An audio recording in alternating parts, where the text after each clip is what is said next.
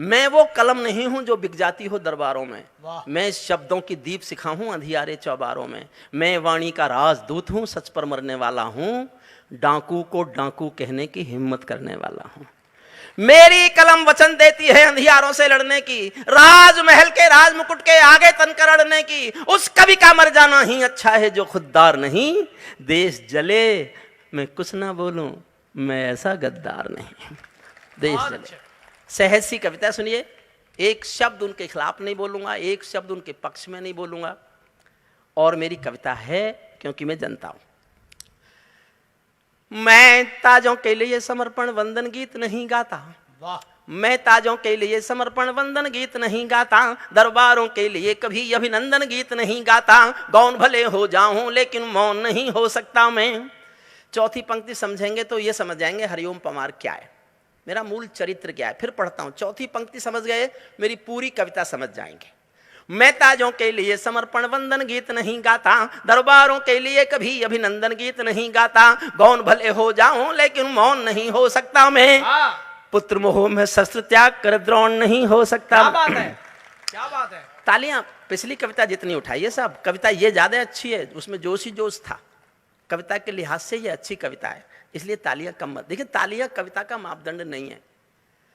हमें कोई गलत फहमी नहीं है कि ताली बजने से कविता बड़ी हो जाती है, बिल्कुल नहीं होती। किंचन जी जानते हैं कि तालियों का कविता का आपस में कोई रिश्ता नहीं है। लेकिन हमें रोज आप जैसे पढ़े लिखे नहीं मिलते। हम पशु मेलों में भी जाते हैं कविता सुनाने। अरे आप हंस रहे हैं, राजस्थान में पशुओं के मेले लगते हैं। अजमेर के पास एक जगह पुष्कर जी, वहां तो गधों का भी लगता है। ये मनबीर वहीं मिला मुझे पहली बार, दोनों के कूटे पास पास थे। देखा, बोला ना। अगर ये नहीं बोलता तो आप समझते मैं हंसी में कह रहा हूं, लेकिन बता दिया ना ये वहीं था। तो ताली बजाना एक रोग हो गया है कवियों को। ताली बजवाना हमारा भी, हम ऐसा लगता है ताली नहीं बजी तो ऐसा दिमाग में ख्याल आता है मुझे कुछ भी नहीं गम था, अगर गम था तो ये गम था, मेरी कश्ती जहां डूबी वहां पानी बहुत कम था। हमारे सुनील जोगी ने कहा हंसी हंसो हंसो हंसो हंसो हंसो। हाँ मैं भी मानता हूँ हंसना बहुत अच्छी बात है, हंसना भी चाहिए। लेकिन सुनील जोगी एक बात याद रखना, आप जिसके साथ खुल के हंस सकते हो ना, खुल के जिसके साथ आप जितना भी खुल के हंस सकते हो, उसके साथ केवल 24 घंटे गुजार सकते हो, केवल 24 घंटे। लेकिन जिसके साथ आप खुलकर रो सकते हो, उसके साथ पूरी एक जिंदगी गुजारी जा सकती है। ये ज्ञान लेकर जाना, क्या बात है, ज्ञान लेकर जाना। फिर दोहराता हूं, मन से सुनिएगा कविता, ये मेरी अच्छी कविता है, आपको अच्छी लगेगी। मैं ताजों के लिए समर्पण वंदन गीत नहीं गाता, दरबारों के लिए कभी अभिनंदन गीत नहीं गाता। गौन भले हो जाऊं लेकिन गौन भले हो जाऊं लेकिन मौन नहीं हो सकता मैं, पुत्र मोह में शस्त्र त्याग कर द्रोण नहीं हो सकता मैं। कितने ही पहरे बैठा दो मेरी क्रुद्ध निगाहों पर, मैं दिल्ली से बात भीड़ भरे चौराहों पर, मैं दिल्ली से बात करूंगा भीड़ भरे चौराहों पर। मैं गाथा वाचन करता हूं सिंहासन परिवर्तन की, अच्छे दिन आने वाले हैं नारों के आकर्षण की। कभी किसी भी प्रलोभन में मेरी कलम नहीं बिकती, और किसी भी डर के आगे दिन को रात नहीं लिखती। मैं शब्दों की क्रांति ज्वाल हूं, वर्तमान को गाऊंगा। जिस दिन मेरी आग बुझेगी मैं उस दिन मर जाऊंगा। जिस दिन मेरी आग बुझेगी मैं, जिस दिन मेरी आग बुझेगी मैं उस दिन मर जाऊंगा। सिंहासन वाले पंखों पर उड़कर नहीं उड़ूंगा मैं, सिंहासन वाले पंखों से उड़कर नहीं जीऊंगा मैं, राजमहल के कालीनों से जुड़कर नहीं जीऊंगा मैं पीड़ा में इंकलाब के स्वर की एक कहानी हूं। गाते गाते अंगारा हूं, लिखते लिखते पानी हूं। गाते गाते अंगारा हूं, लिखते लिखते पानी हूं। सत्ता का आकर्षण मेरी भूख नहीं, सत्ता का आकर्षण मेरी भूख नहीं। शाल दुशाला, मेरे मित्र मेरी जिंदगी जानते हैं, आप में से भी जो लोग मुझे जानते होंगे मेरी जिंदगी जानते हो, मैं क्या क्या छोड़े बैठा हूं, क्या क्या ठुकराए बैठा हूं, सुनिएगा। सत्ता का आकर्षण मेरी भूख नहीं, शाल दुशाला चंदन मेरी भूख नहीं। सरकारी अभिनंदन नहीं चुने मैंने, राजनीति के बंधन नहीं चुने मैंने, राजनीति के बंधन नहीं चुने मैंने। पद्म पुरस्कारों की चाह नहीं करता, दरबारों की मैं परवाह नहीं करता। कलम सिपाही बनकर जिंदा रहता हूं, भूखे बच्चों से शर्मिंदा रहता हूँ, भूखे बच्चों से शर्मिंदा रहता हूँ। पगडंडी से लाल किले तक जाता हूँ, पगडंडी से लाल किले तक जाता हूँ। झुग्गी झोपड़ियों के आंसू गाता हूँ। मेरा छोटा भाई गफ्फार बैठा है जो उसका बड़ा स्वर है आज मुझसे भी, मनवीर भाई बैठा है, वीर रस के किसी भी कवि को, ओज के किसी भी कवि को एक सिद्धांत तो स्वीकारना पड़ेगा। मैं सिद्धांत बताता हूं, अच्छा लगे तो मुझे आशीर्वाद देना, आशीर्वाद देना। झुग्गी झोपड़ियों के आंसू गाता हूं मैं, बेपगडंडी लाल किले तक जाता हूं। झुग्गी झोपड़ियों के आंसू गाता हूं, लेकिन दरबारों में कभी का शीश नहीं झुकने दूंगा, लेकिन दरबारों में कभी का शीश नहीं झुकने दूंगा। कविता का सिंहासन से संग्राम नहीं रुकने दूंगा, कविता का सिंहासन से संग्राम नहीं रुक। कहां बनेंगे मंदिर मस्जिद, कहां बनेगी राजधानी, कहां बनेंगे मंदिर मस्जिद, कहां बनेगी राजधानी। मंडल और कमंडल पी गए सबकी आंखों का पानी, प्यार सिखाने वाले बसते मजहब के स्कूल गए। इस दुर्घटना में हम अपना देश बनाना भूल गए। कहीं बमों की गर्म हवा है और कहीं त्रिशूल जले, सोम चिरैया सोली टंगई पंछी गाना भूल चले। आँख खुली तो पूरा भारत ना खूनों से त्रस्त मिला, जिसको जिम्मेदारी दी वो घर भरने में व्यस्त मिला, जिसको जिम्मेदारी दी वो घर भरने में व्यस्त मिला। क्या ये ही सपना देखा था भगत सिंह की फांसी ने? जागो राजघाट के गांधी तुम्हें जगाने आया हूं, घायल भारत माता की तस्वीर दिखाने लाया हूं, घायल भारत माता की तस्वीर। एक चित्र और दिखाता हूं, छठी लाइन। ये बाकी तीनों जो मेरे से पहले पढ़ने वाले थे इनको भी ताली बजानी है, इसलिए बजानी है कि मैंने उनके लिए बजाई थी। ये अदला बदला होता है इसलिए बजा रहे हैं, सब बजा रहे हैं, सब बजा रहे हैं। अच्छा बजा रहे हैं, मैंने मुझे दिख नहीं रहे थे ना, मुझे आवाज नहीं आई पीछे से, तो मैंने कहा इसलिए कह दूं। एक चित्र देखिए, छठी पंक्ति आपके दिल में तीर की तरह चुभे तो जरा तालियों में और जोश लाना। अंधकारों में समा गए जो तूफानों के बीच जले, अंधकारों में समा गए जो तूफानों के बीच जले। मंजिल उनको मिली कभी जो 4 कदम भी नहीं चले। छठी पंक्ति समझ जाओ तो मैं तालियों का एक जोश देखना चाहता हूं आपके हाथों में, ताकि फिर मैं आगे बात अपनी कर सकूं। अंधकारों में समा गए जो तूफानों के बीच जले, मंजिल उनको मिली कभी जो 4 कदम भी नहीं चले। क्रांति कथानक दौड़ पड़े हैं गुमनामी की बाहों में, गुंडे तस्कर तने खड़े हैं राजमहल की राहों में। यहाँ शहीदों की पावन गाथाओं को अपमान मिला, डाकू ने खादी पहनी तो संसद में सम्मान मिला, डाकू ने खादी पहनी तो संसद। वाह, सैल्यूट करता हूं आपको, बहुत मन से आप सुन रहे हैं। जनरेटर नहीं होता तो मैं आपको दूना इससे ज्यादा देना चाहता, उस आवाज से मुझे डिस्टरबेंस होता है, साइकोलॉजिकली मैं ज्यादा फील करता हूं। डाकू ने खादी पहनी तो संसद में सम्मान मिला, राजनीति में लौह पुरुष जैसा सरदार नहीं मिलता, लाल बहादुर जी जैसा कोई किरदार नहीं मिलता। और 2 लाइन पढ़ रहा हूं, परसों रामपुर भी पढ़ गया था, समझ जाओ तो कहने की हिम्मत मैं कर रहा हूं, तालियों का साहस आपका देखना चाहता हूं। राजनीति में लौह पुरुष जैसा सरदार नहीं मिलता, लाल बहादुर जी जैसा कोई किरदार नहीं मिलता। अरे गहरे नत्थू खैरे कंत्री बनकर बैठे थे, जिनको जेलों में होना है मंत्री बनकर बैठे थे, जिनको जेलों में होना है, वाह, जिनको जेलों में रहना है मंत्री बनकर बैठे थे। मैंने देशद्रोहियों का अभिनंदन होते देखा है, भगत सिंह का रंग बसंती चोला रोते देखा है। लोकतंत्र का मंदिर भी लाचार बनाकर डाल दिया, कोई मछली बिकने का बाजार बनाकर डाल दिया।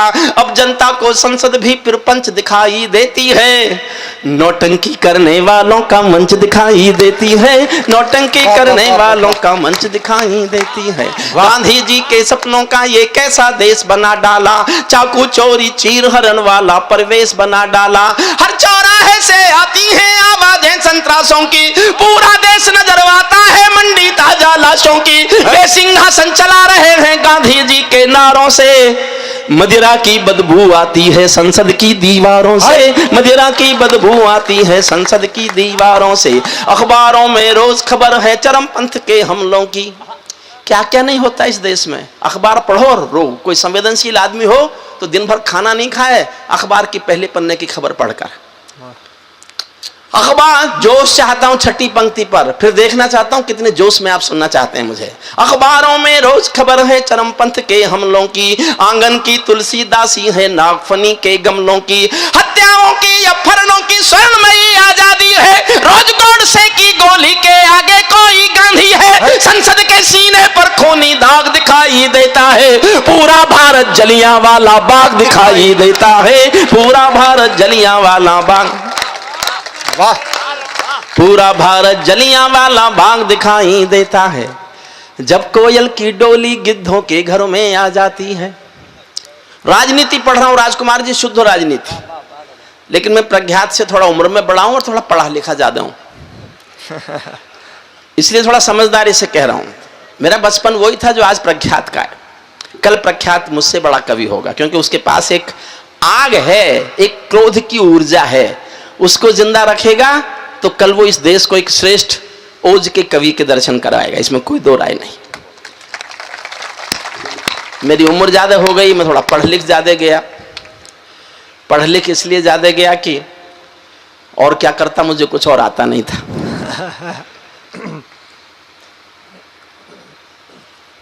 कहाँ था मैं, भूल ही गया इस चक्कर में। जब कोयल की डोली गिद्धों के घर में आ जाती है, जब कोयल की डोली गिद्धों के घर में आ जाती है, तो बगला भक्तों की टोली हंसों को खा जाती है। जब जब भीजे चंदों का अभिनंदन होने लगता है, जब जब भीजे चंदों का अभिनंदन होने लगता है, तब तब सांपों के बंधन में चंदन रोने लगता है, तब तब सांपों के बंधन। और गजेंद्र प्रियांशु ने बहुत श्रेष्ठ गीत पढ़ा, बहुत श्रेष्ठ। मैं अब तक अभिभूत हूं, अगर मंचों पर हम ऐसे गीत सुनवा सकते हैं, सुना सकते हैं और जनता सुन सकती है, तो हिंदी को कभी भी किसी भी चीज से खतरा होने की संभावना हो ही नहीं सकती। ये कविता का भविष्य है। अगर गजेंद्र प्रियांशु के गीत हम यहाँ सुन ले, मैं दो पंक्ति पढ़ता हूं, मेरी इस कविता की सर्वाधिक संवेदनशील पंक्तियां हैं। समझ जाओ तो ही ताली बजाना, नहीं समझो तो मत बजाना, सुनना। जैसे गजेंद्र ने कहा, मैं भी वही बात कह रहा हूं। जब कोयल की डोली गिद्धों के घर में, बहुत संवेदनशील पंक्ति मैंने लिखी, हफ्ते भर सोचा तब लिखी।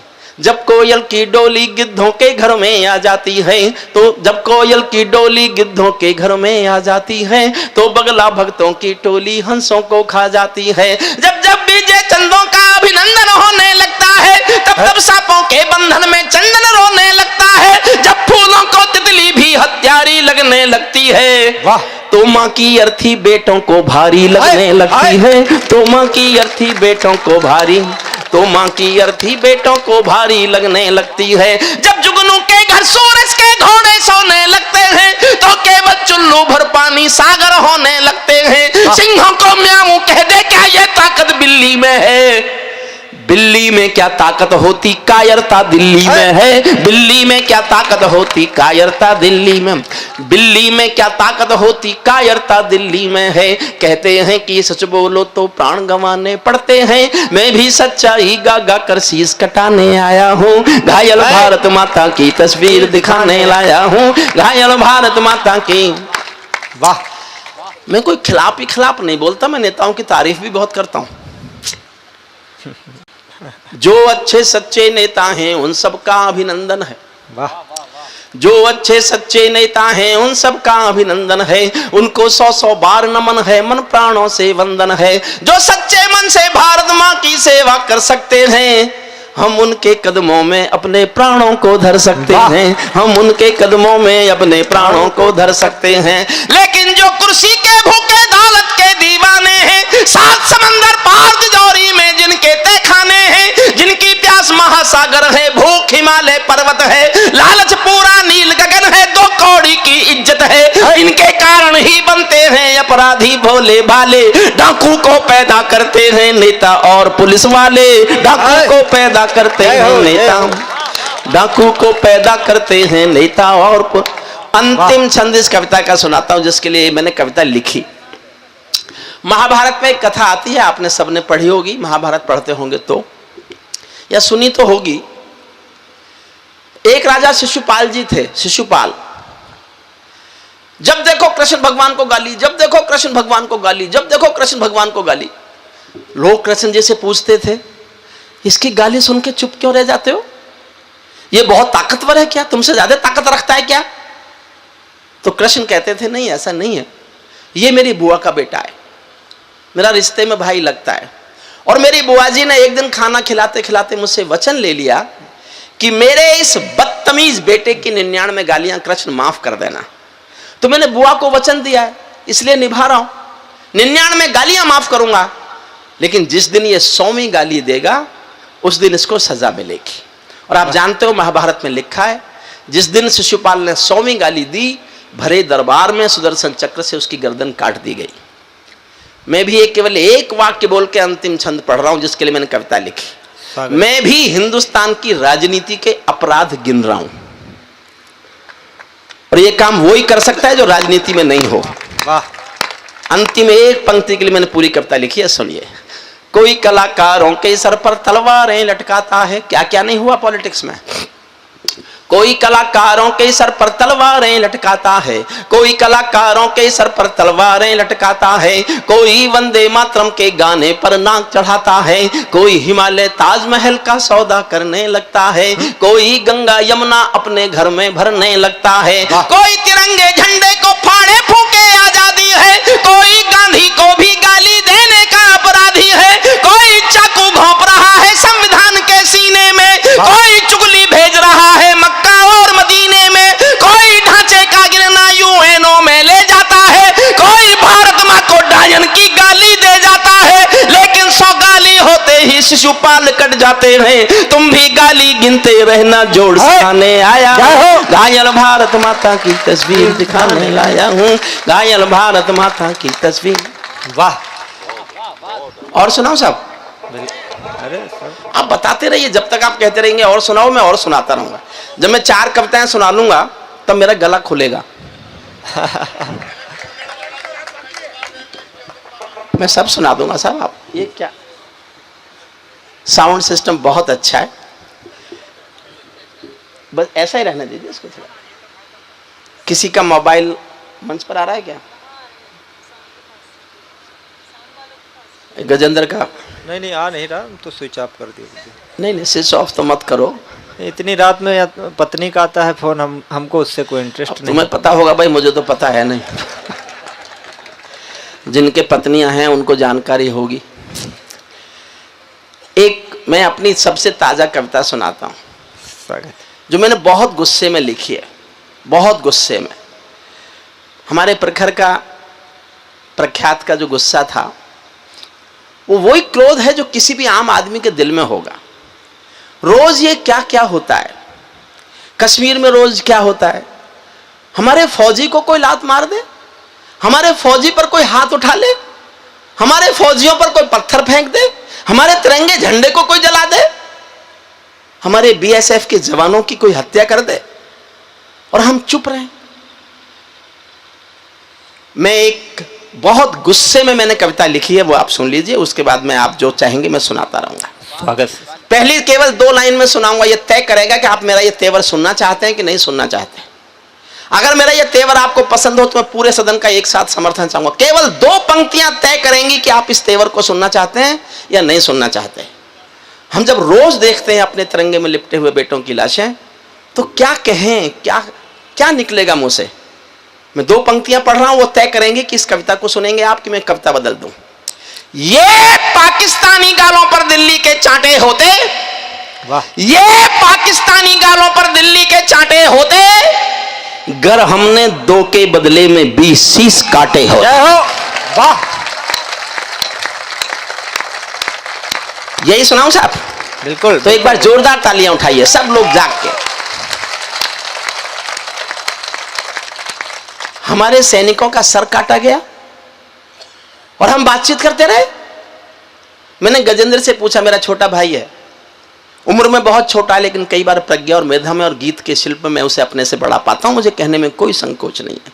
मैंने गजेंद्र से पूछा, गजेंद्र हमारे सैनिकों का सर काट के पाकिस्तान ले गया, उसने किया क्या होगा उस सर का? बड़ा जवाब दिया गजेंद्र ने, क्योंकि वो गीतकार बड़ा है इसलिए जवाब भी उसने बड़ा दिया। उसने कहा, भाई साहब उसकी फौज कायर है। बांग्लादेश के समय जिसके त्राण में 1000 सैनिकों ने हथियार डाल दिए हों, उससे बड़ी कायर फौज दुनिया में कोई हो सकती है? उसकी फौज आज भी कायर है। वो शायद अपनी फौज को दिखाना चाहते होंगे कि हिंदुस्तान के बहादुर फौजी बेटे का सर होता कैसा है, जो कट तो सकता है, कभी झुक नहीं सकता। वाह। 10 सेकंड और मांगता हूं राजकुमार जी, आपको एक 10 सेकंड की कहानी समर्पित करता हूं। क्यों लिखी मैंने गुस्से में कविता? एक पिंजरे में पालतू तोता था किसी के पास। एक दिन मालिक ने तोते से कहा, भाई मैंने तेरे शाम तक का खाना पिंजरे में रख दिया है, मैं पड़ोसी गांव जा रहा हूं, तो अपना खाना खा लेना। पिंजरे का तोता बोला, मालिक उस गांव में मेरे गुरु रहते हैं, मालिक बोला तो क्या करूं? बोले मेरी राम राम तो बोल दोगे? मालिक बोला मिलेगा तो बोल दूंगा। मालिक पड़ोसी गांव गया, वहां जाके उसने कहा मेरे पिंजरे में पालतू तोता है, उसका यहां कोई गुरु है क्या? एक बूढ़ा तोता आया, उसने कहा मैं उसका गुरु हूं। तो मालिक ने कहा मोबिद मेरे पिंजरे के तोते ने तो उसको राम राम भेजा है। बूढ़े तोते ने सुना और मर गया। मालिक लौट के आया, पिंजरे के तोते ने पूछा मेरे गुरु मिले? मालिक बोला काय का तेरा गुरु? मैंने तेरी राम राम दी, वो तो सुनते ही मर गया। इतना सुनते ही पिंजरे का तोता भी मर गया। अब समझ जाओ तो तालियां उठाना, पिंजरे का तोता भी मर गया। जब मालिक ने पिंजरा खोला तो तोते की आत्मा कहती चली गई कि मालिक तुम समझे नहीं, मेरे गुरु ने मेरे लिए संदेश भेज दिया कि जिसको आजाद होना हो उसको मरना आना चाहिए। वाह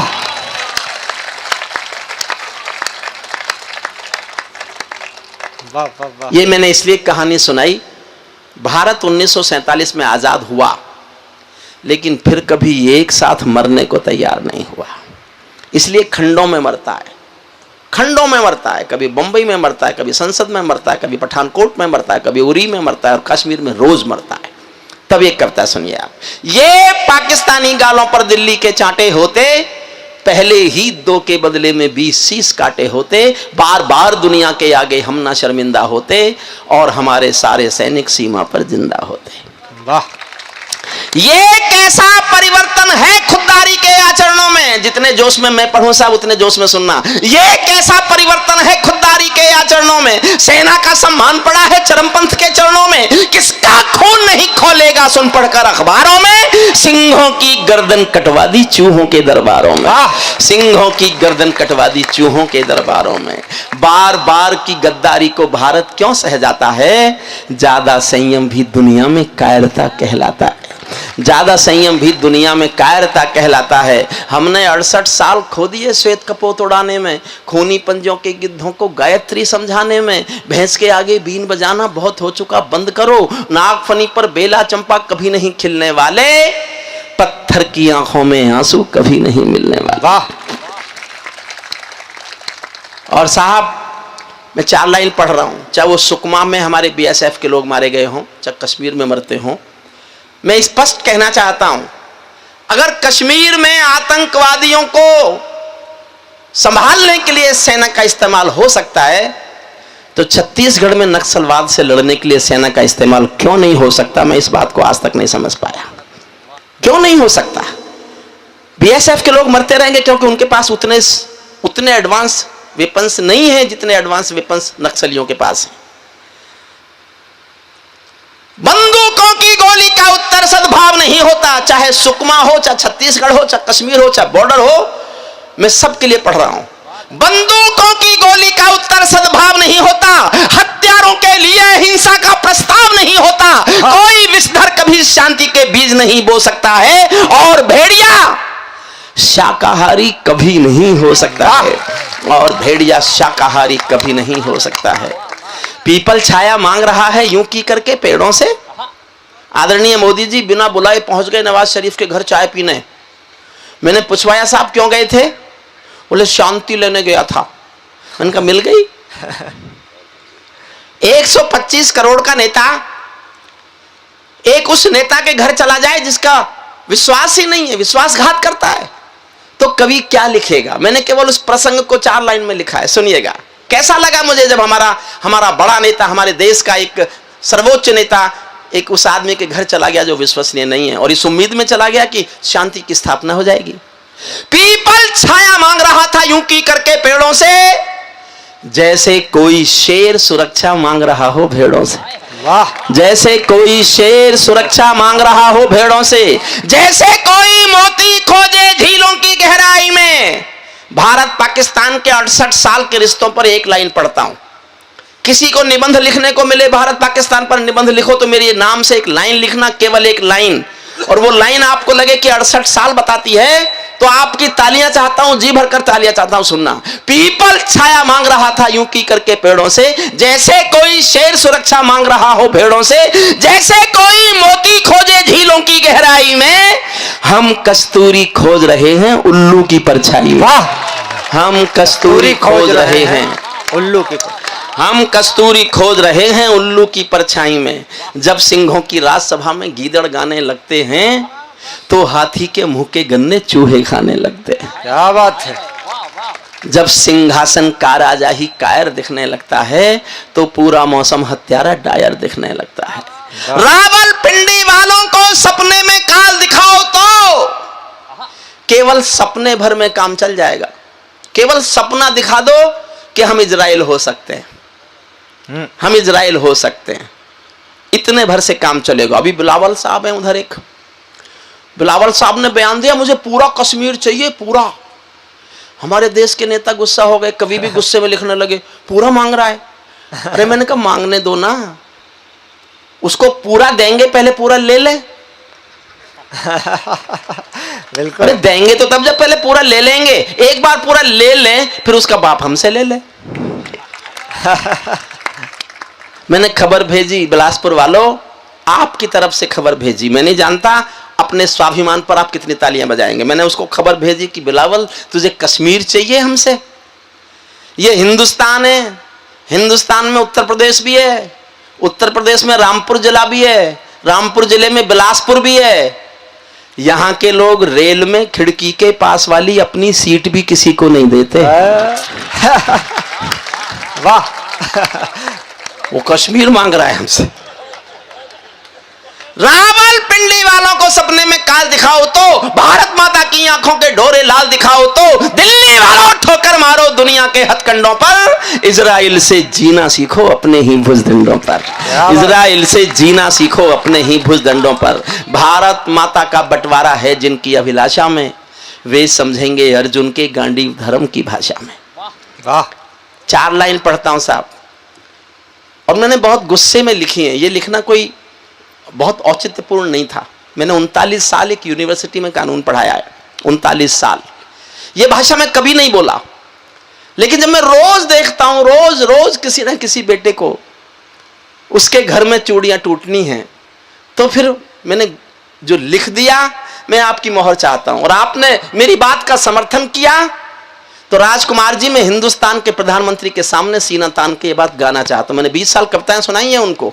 मैं अब ये कहना चाहता हूं जो मैंने इस कविता में लिखा है सुनना। मैंने मजबूरी में लिखा है, आपका समर्थन चाहता हूं, आपकी मोहर लगेगी तो मैं इस विचार को हिंदुस्तान के प्रधान के सामने गाऊंगा।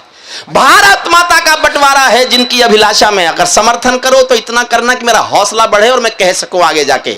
और आपकी मोहर नहीं लगेगी तो मैं सोचूंगा शायद लिखने में कुछ कमी रह गई। भारत माता का बंटवारा है जिनकी अभिलाषा में, वे समझेंगे अर्जुन के गांडीव धर्म की भाषा में। फूल अमन के कभी नहीं खिलते कायर पर पार्टी में, नेहरू जी के श्वेत कबूतर मरे पड़े हैं घाटी में। दिल्ली वालों अपने मन को बुद्ध करो या क्रुद्ध करो, कश्मीर को दान करो या गद्दारों से युद्ध करो। वाह। जय हो, जय हो, जय हो। दिल्ली वालों अपने मन को बुद्ध करो या क्रुद्ध करो, कश्मीर को दान करो या गद्दारों से युद्ध करो। जेल भरे क्यों बैठे हैं हम आदमखोर दरिंदों से, आजादी का दिल घायल है जिनके गोरख धंधों से। घाटी में आतंकवाद के कारक बने हुए हैं जो, बच्चों की मुस्कानों के संघारक बने हुए हैं जो, उन जहरीले नागों को भी दूध पिलाती है दिल्ली, मेहमानों जैसी बिरयानी चिकन खिलाती है दिल्ली। जुड़ना मुझसे, जिनके कारण पूरी घाटी जली दुल्हन सी लगती है, जिनके कारण पूरी घाटी जली दुल्हन सी लगती है, पूनम वाली रात चांदनी चंद्र ग्रहण सी लगती है, जिनके कारण मां की बिंदी दाग दिखाई देती है, वैष्णो देवी मां के घर में आग दिखाई देती है। उनके पैरों बेड़ी जकड़े जाने में देरी क्यों है, उनके फन पर एड़ी रगड़े जाने में देरी क्यों है, उनके फन पर एड़ी रगड़े जाने में देरी क्यों है। कश्मीर में एक विदेशी देश दिखाई देता है। जब मैंने लाइनें लिखी मैं खुद रोया, मैं रो पड़ा खुद लिखकर। मैं नहीं जानता आप कैसे सुनेंगे।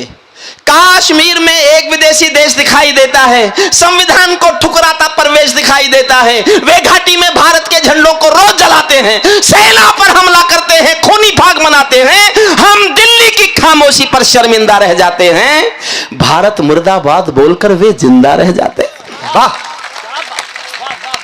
भारत मुर्दाबाद बोलकर वे जिंदा रह जाते हैं। उरी में 17 सैनिक मरे, सोतों को काट दिया, मार दिया, बम डाल दिए, 17 सैनिक मर गए। मैं उस दिन हाथरस एक कब सम्मेलन में था, 10,000 लोग मेरे सामने थे। किसी ने सामने से चिल्ला के कहा, आपको ये मरे हुए सैनिक नहीं दिखते?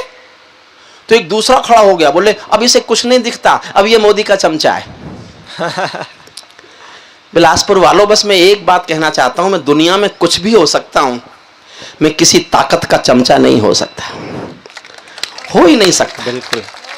मैंने 2 लाइन लिखी, गुस्से में उस दिन पढ़ा, और मेरा आज भी ये मत है कि सर्जिकल स्ट्राइक का फैसला केवल इसलिए हुआ कि इस मुल्क का कवि इतने गुस्से में आ गया था।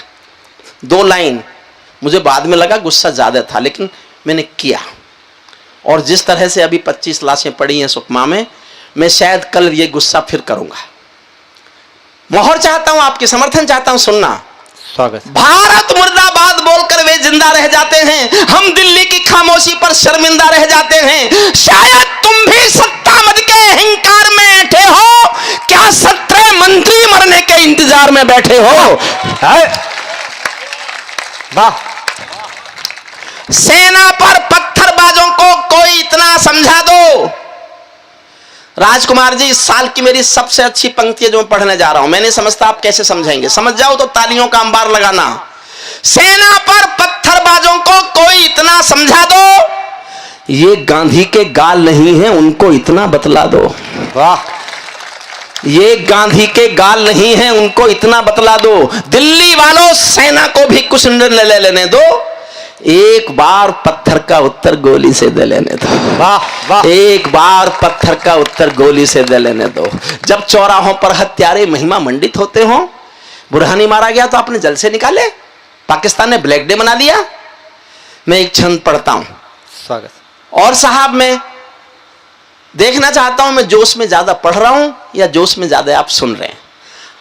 आप जीते तो मैं आपको सैल्यूट करूंगा। मैं चाहता हूं ये तय हो कि मैंने जोश में ज्यादा पढ़ा या आपने जोश में ज्यादा सुना। सचमुच में चाहता हूं ये फैसला हो, और आपने अधिक जोश में सुना तो मैं आपको सर झुका के सैल्यूट करूंगा। और मैं चाहता हूं कि आप जीते, मैं हारूं। एक छंद सुनना।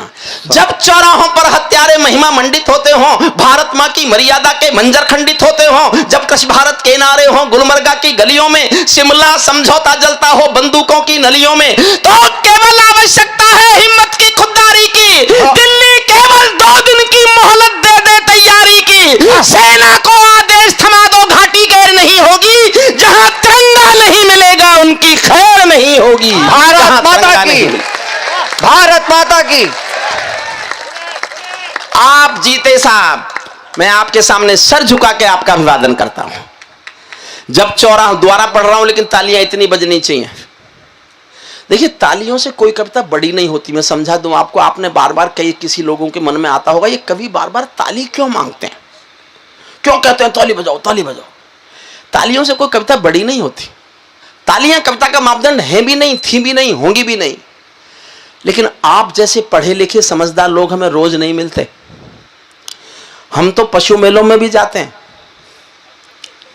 राजस्थान में पशु मेले लगते हैं, वहां कब सम्मेलन होते हैं, और हमको गाय बैल की गर्दन हिलवानी पड़ती है, वरना कोई पैसे नहीं देता। और केवल पशुओं का नहीं, अजमेर के पास एक जगह है पुष्कर जी, वहां तो गधों का लगता है। ये प्रख्यात और गजेंद्र मुझे वहीं मिले पहली बार।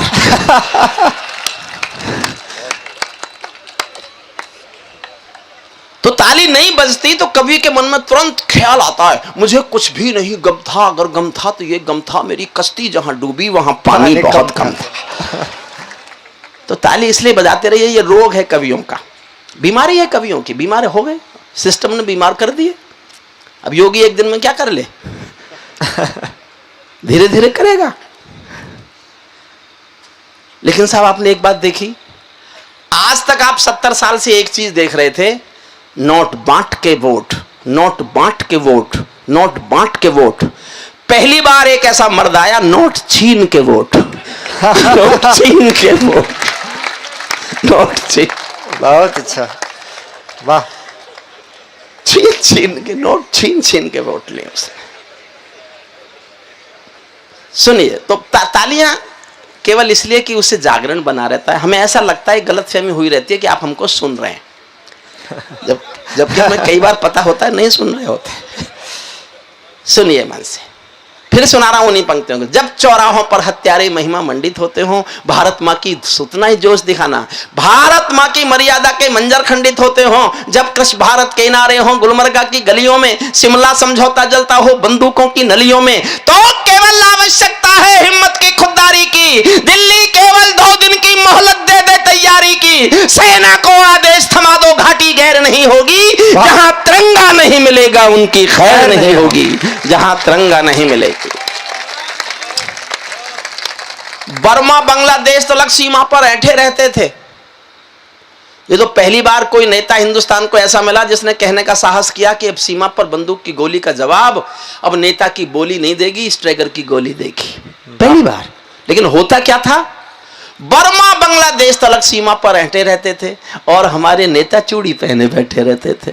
दिल्ली डरी डरी रहती थी पाक चीन की बॉर्डर पर, सेना बांधे हाथ खड़ी रहती थी किसके ऑर्डर पर। दुनिया को एहसास कराओ, हम निर्णय ले सकते हैं, हम भी ईंटों का उत्तर अब पत्थर से दे सकते हैं। अब तो वक्त बदलना सीखो, डरते डरते जीने का। दुनिया को एहसास कराओ 56 इंची सीने का। दुनिया को एहसास कराओ 56 इंच से। दुनिया को एहसास कराओ 56 इंची सीने का। सैनिक अपने प्राण गंवाकर देश बड़ा कर जाता है। मेरी सबसे अच्छी पंक्तियां इस कविता के सुनना। सैनिक अपने प्राण गंवाकर देश बड़ा कर जाता है, बलिदानों की बुनियादों पर राष्ट्र खड़ा कर जाता है। जिनको मां के बलिदानी बेटों से प्यार नहीं होगा, उन्हें तिरंगे को लहराने का अधिकार नहीं होगा। उन्हें तिरंगे को लहराने का अधिकार नहीं होगा। वाह। सिंहासन के, कविता समाप्त करता हूं, अंतिम पंक्तियां सुनना। सिंहासन के माने होते हैं सिंहों का आसन हो, कायरता से दूर अटल संकल्पों का अनुशासन हो। राजमहल के आचरणों की गंध हवा में जाती है। दिनकर जी ने एक लाइन लिखी, सिंहासन खाली करो कि जनता आती है। हिंदुस्तान की सियासत बदलती रही, सरकारें बदलती रही, सरकारें आती रही जाती रही, लेकिन लाइन जिंदा रही। मैं भी एक लाइन पढ़ रहा हूं, हरिओम पंवार जब मर जाएगा तो शायद एक पंक्ति देश दोहराएगा, सुनना। राजमहल के आचरणों की गंध हवा में जाती है, राजा कायर हो तो बिल्ली सिंहों को धमकाती है। वाह। राजा कायर हो तो बिल्ली सिंहों को धमकाती है। भारत एक अखंड राष्ट्र है, जो उसमें समापन करना है इस कविता का। भारत एक अखंड राष्ट्र है, सवा अरब की ताकत है। कोई हम पर आंख उठा ले किसकी भला हिमाकत है। धरती अंबर और समंदर को ये भाषा समझा दो, दुनिया के हर पंच सिकंदर को ये भाषा समझा दो। अब खंडित भारत माँ की तस्वीर नहीं होने वाली, कश्मीर किसी के अब्बा की जागीर नहीं होने वाली। कश्मीर किसी के अब्बा की। जय। देखो, भारत माँ को तो इस समय सोने दो। मैं वो कवि नहीं हूं जो भारत माँ को भी ताली बजवाने के लिए दांव पे लगा दूं। मैं कविताओं से काम कर लेता हूं। और सुनाओ ना साहब। नहीं, मैं तो पूछता रहूंगा जब तक आप कह नहीं दोगे कि प्राण खाने बंद कर। कुल्हड़ वाली भी सुना दूंगा उससे। मैं एक मोदी जी पर कविता सुना दूं आपको। स्वागत। जानते हो ना, देखो योगी जी पे तो मैं सुनाऊंगा नहीं, क्योंकि मैं किसी नवजात शिशु पर हमला नहीं करता।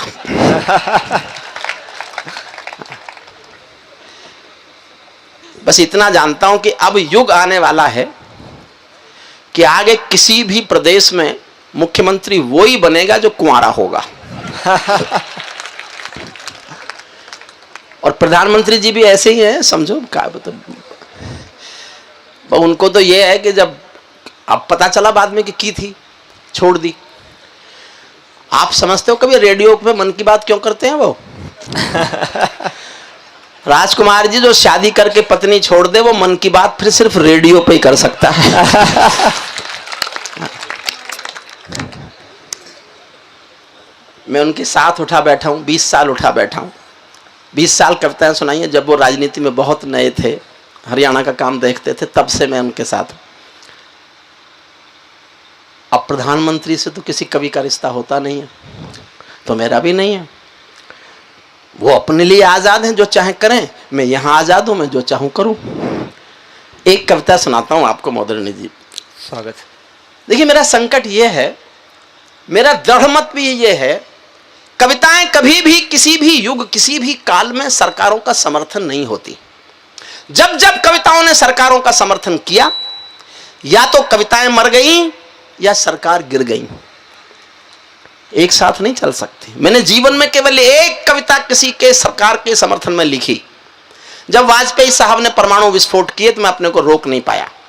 मैंने परमाणु विस्फोट का घनघोर समर्थन किया और समर्थन में कविता लिखी, लेकिन मैं कविता लिखते ही समझ गया था या तो कविता मरेगी या सरकार गिरेगी। कविता बची, सरकार गिरी। अब मेरा संकट अब ये था, मुझे ये कहने में कोई संकोच नहीं है, पिछली सरकार को हटाने का जो आंदोलन बाबा रामदेव ने शुरू किया, मैं उसका हिस्सा था।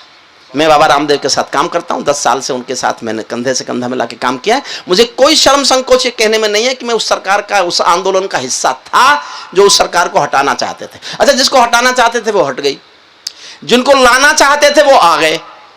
अब हम क्या करें?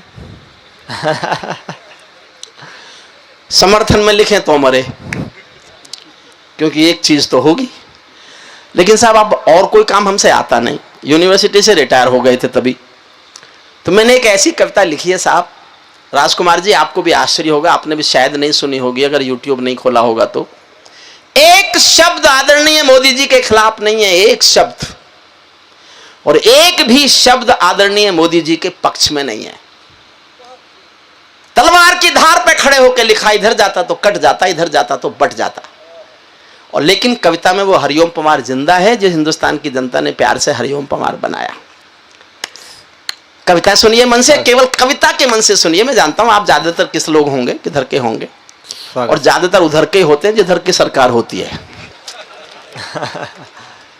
और हरिओम पंवार वो होता है जो सबके मन के में कुछ भी हो वो अपनी बात को स्वीकार करवा ले, उसी का नाम हरिओम पंवार है। स्वागत। सुनिए, देखिए एक छोटी सी बात सुन लीजिए, तब आप कविता ठीक से समझेंगे। दुनिया में अच्छा बुरा कुछ नहीं है, पक्ष विपक्ष कुछ नहीं है, ऋण धन कुछ नहीं है। जो आपका दृष्टिकोण है, जो कोई पानी देंगे, पानी देगा।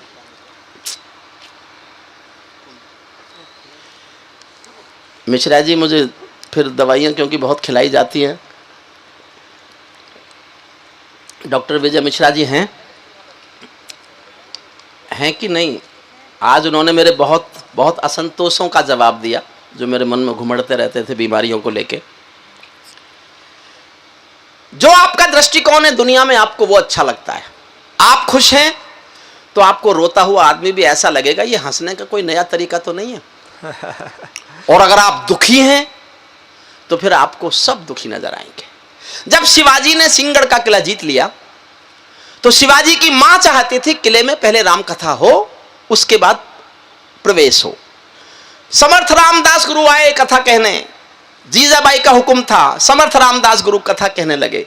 कथा में एक दिन प्रसंग आया, सीता का अपहरण हो चुका है, वो अशोक वाटिका में बैठी है, राम की याद में चिंता मग्न है, चारों ओर सफेद गुलाब के फूल खिले हुए हैं। राम की याद में सीता इतना चिंता मग्न है कि सीता के चेहरे का रंग भी सफेद लग गया है, और सफेद गुलाब के फूल और सीता का चेहरा सफेद एक जैसे नजर आते हैं। इतना कथा में बात आई कि एक आदमी सामने से खड़ा हो गया। उसने कहा गुरुदेव कथा में झूठ मत बोलो। गुरुदेव ने कहा क्या झूठ बोला?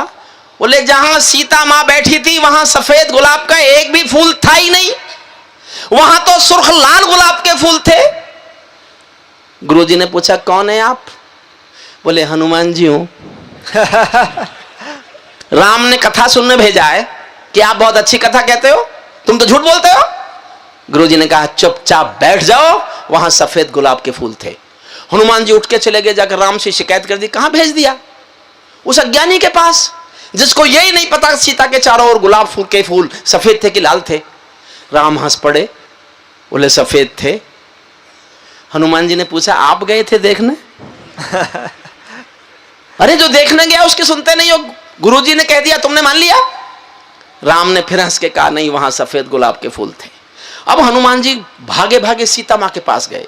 वो जानते थे सीता ने देखे और उसने देखे, और जाके सीता मां से कहा सीता मां गुरुजी कथा गलत कह रहे हैं। चलो कोई बात नहीं, गुरुजी को मालूम नहीं है, लेकिन राम मेरा यकीन नहीं कर रहे, राम भी कह रहे हैं सफेद गुलाब के फूल थे। सीता भी हंस पड़ी, बोली हाँ बेटे सफेद गुलाब के फूल थे। अब हनुमान को गुस्सा आ गया। कोई भक्त सच्चा होगा गुस्सा करेगा तो रो पड़ेगा। रो पड़े हनुमान की मुझे झूठा बनाने पे क्यों तुले? मैंने अपनी आंखों से देखा वहां सुर्ख लाल गुलाब के फूल थे। जब हनुमान रो पड़े तो सीता ने सर पे हाथ रखा, कहा पुत्र फूल तो सफेद गुलाब के ही थे, लेकिन तुम गलत नहीं हो। जब तुमने अपने स्वामी राम की पत्नी को रावण की कैद में देखा तो तुम्हारी आंखों में क्रोध का खून उतरा हुआ था। क्योंकि तुम्हारी आंखों में क्रोध का खून था, तुमको सफेद फूल भी लाल फूल नजर आते थे, वरना फूल तो सफेद ही थे। वाह वाह। दृष्टिकोण पर निर्भर है। मेरा अपना दृष्टिकोण है कविता लिखने का। मैंने शुद्ध एक कविता लिखने की कोशिश की है, राजनीतिक संदर्भों में लिखने की कोशिश की है। आपका मन चाहता हूं इसके बाद में जो इधर जिस कविता की फरमाइश कर रहे हैं वो भी पढ़ दूंगा। करगिल के शहीदों पर मेरी एक कविता है वो भी पढ़ दूंगा। एक संविधान पर मैंने कविता लिखी है। मैंने 20-22 साल संविधान पढ़ाया है। हुजूर जा रहे हो, हे आर्यपुत्र, जरूरी हो तो जरूर जाओ, वरना लौट आओ आर्यपुत्र। देखो मुझे ठीक से समझने का बस एक सूत्र है, एक बात समझ लो, मुझे ठीक से समझ लोगे। मैं वो कलम नहीं हूं जो बिक जाती हो दरबारों में, मैं शब्दों की दीप शिखा हूं अंधियारे चौबारों में। मैं वाणी का राजदूत हूं, सच पर मरने वाला हूं, डाकू को डाकू कहने की हिम्मत करने वाला हूं। वाह। मेरी कलम वचन देती है अंधियारों से लड़ने की, राजमहल के राजमुकुट के आगे तनकर अड़ने की। उस कवि का मर जाना ही अच्छा है जो खुददार नहीं।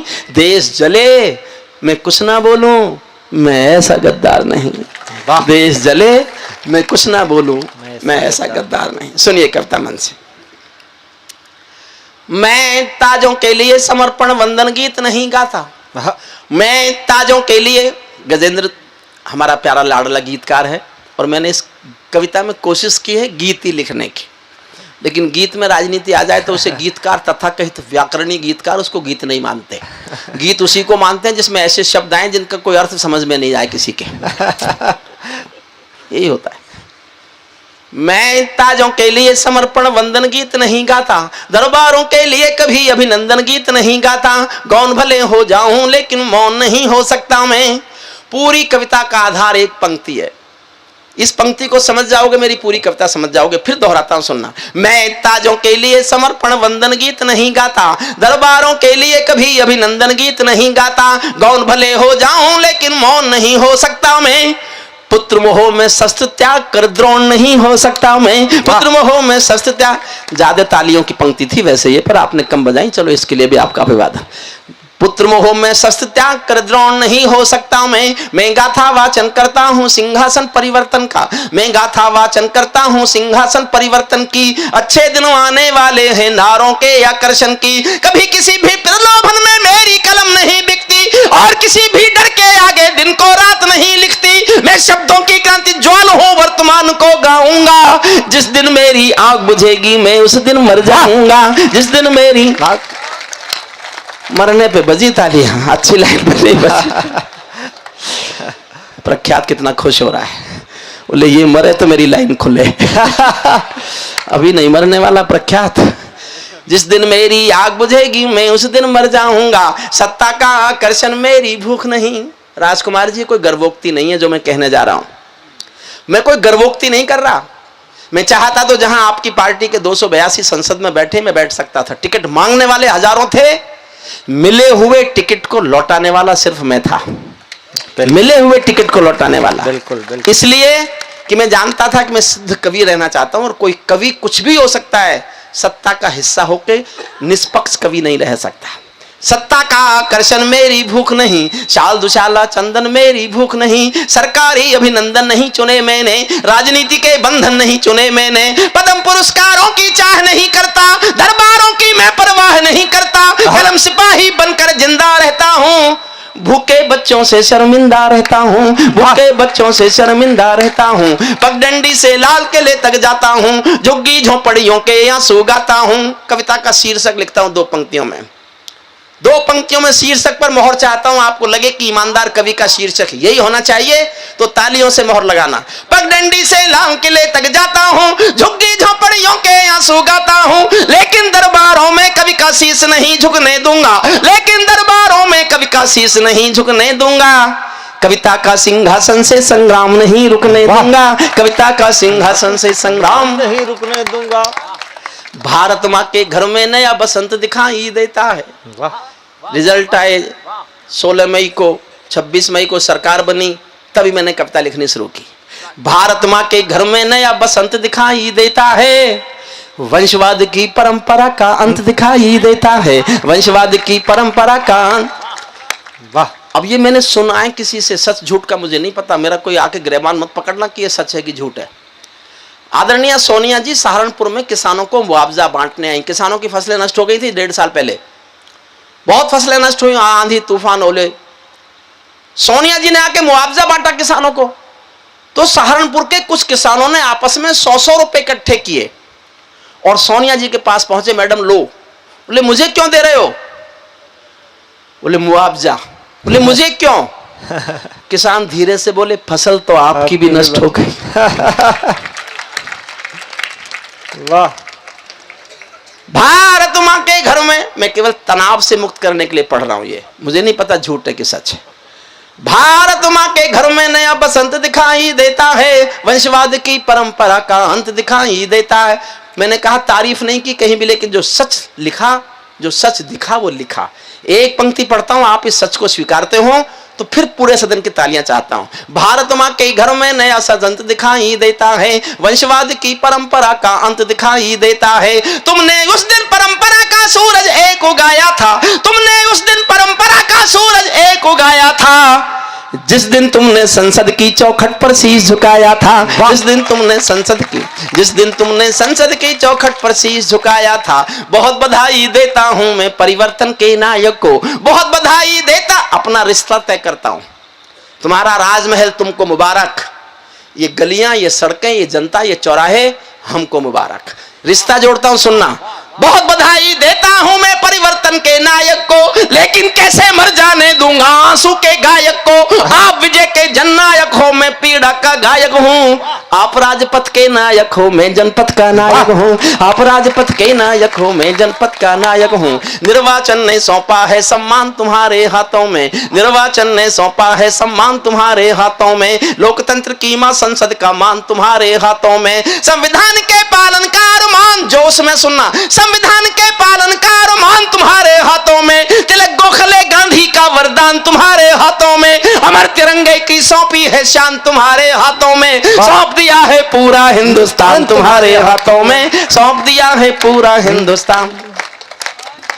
जनादेश में आज आपकी सबसे ऊंची थाती है, दिया तुम्हारा तेल तुम्हारा और तुम्हारी बाती है। आज आपके कर कमलों में टूटी हुई कमान नहीं, और पगों के नीचे कोई गिरता हुआ मचान नहीं। आज आपके ऊपर नभ है, नीचे ठोस धरातल है, और आपकी सौगंधों में गंगा मैया का जल है, और आपकी सौगंधों में। वाह। वापस ले जाओ, वापस ले जाओ, वापस ले जाओ। जब आप सबको नहीं मिल रही, मैं इनको क्यों पीने दूं? आपके सबके हाथ में कब दिख जाएगा तो मैं यहां आने दूंगा। उधर ले जाओ, उधर। अरे ले जाओ, ले जाओ भैया, मान जाओ, कहना भैया। ले जाओ। कोई नहीं। विजय किसी की नहीं, विजय ये परिवर्तन के यश की थी। और अगली पंक्ति समझ जाओ तो हंसना बस।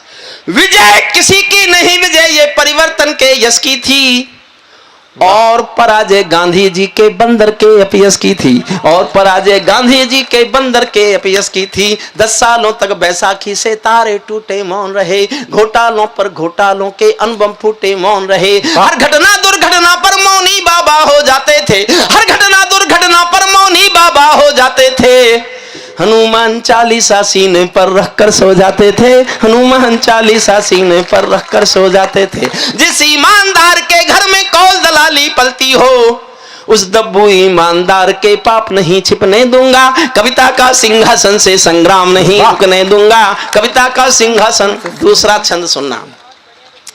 आज आपके रथ के सारे घोड़े हिम्मत वाले हैं। वाह। कुछ साधु ज्यादा ही हिम्मत वाले, कुछ गौरक्षक भी ज्यादा हिम्मत वाले।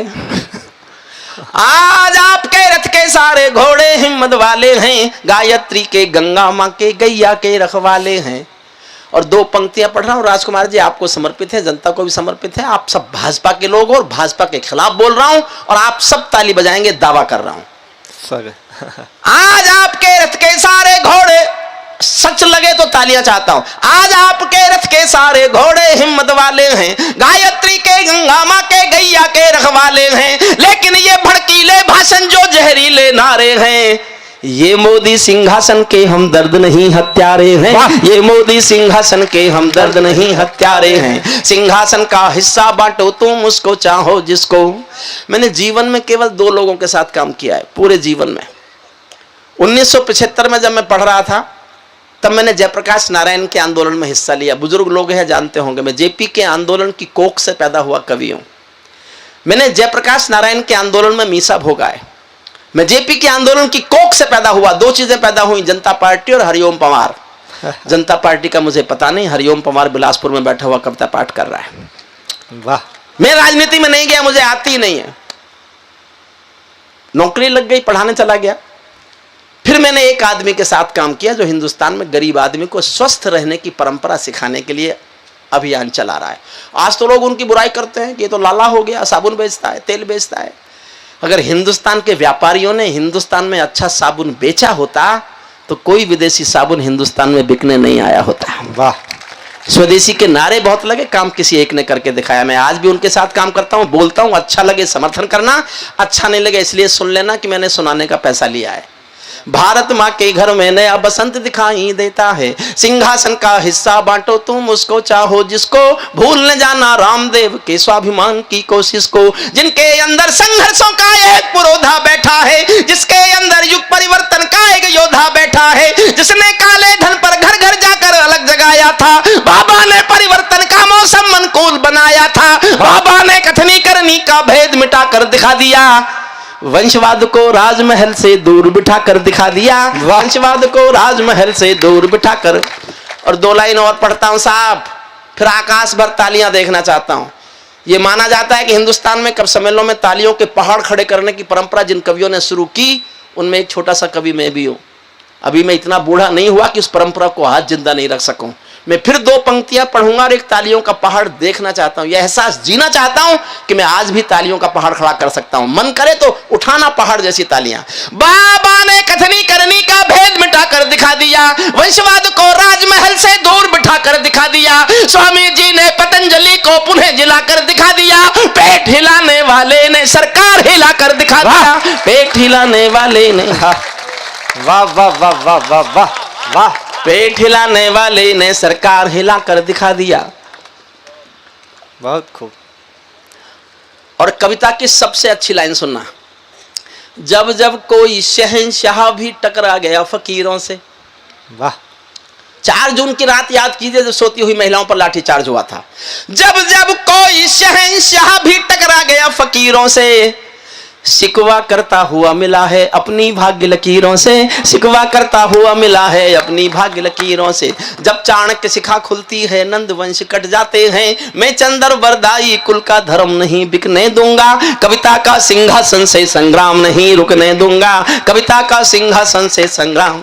अब मेरा मूल तेवर बोलता है, मूल हरिओम पंवार बोलता है, सुनना। हमने कई व्यथा भोगी हैं जनादेश ना, कवि की ईमानदारी को समर्थन करना। हमने कई व्यथा भोगी हैं जनादेश ना कामी, ये पहली बार चेंज नहीं हुआ, पहले भी हो चुके हैं।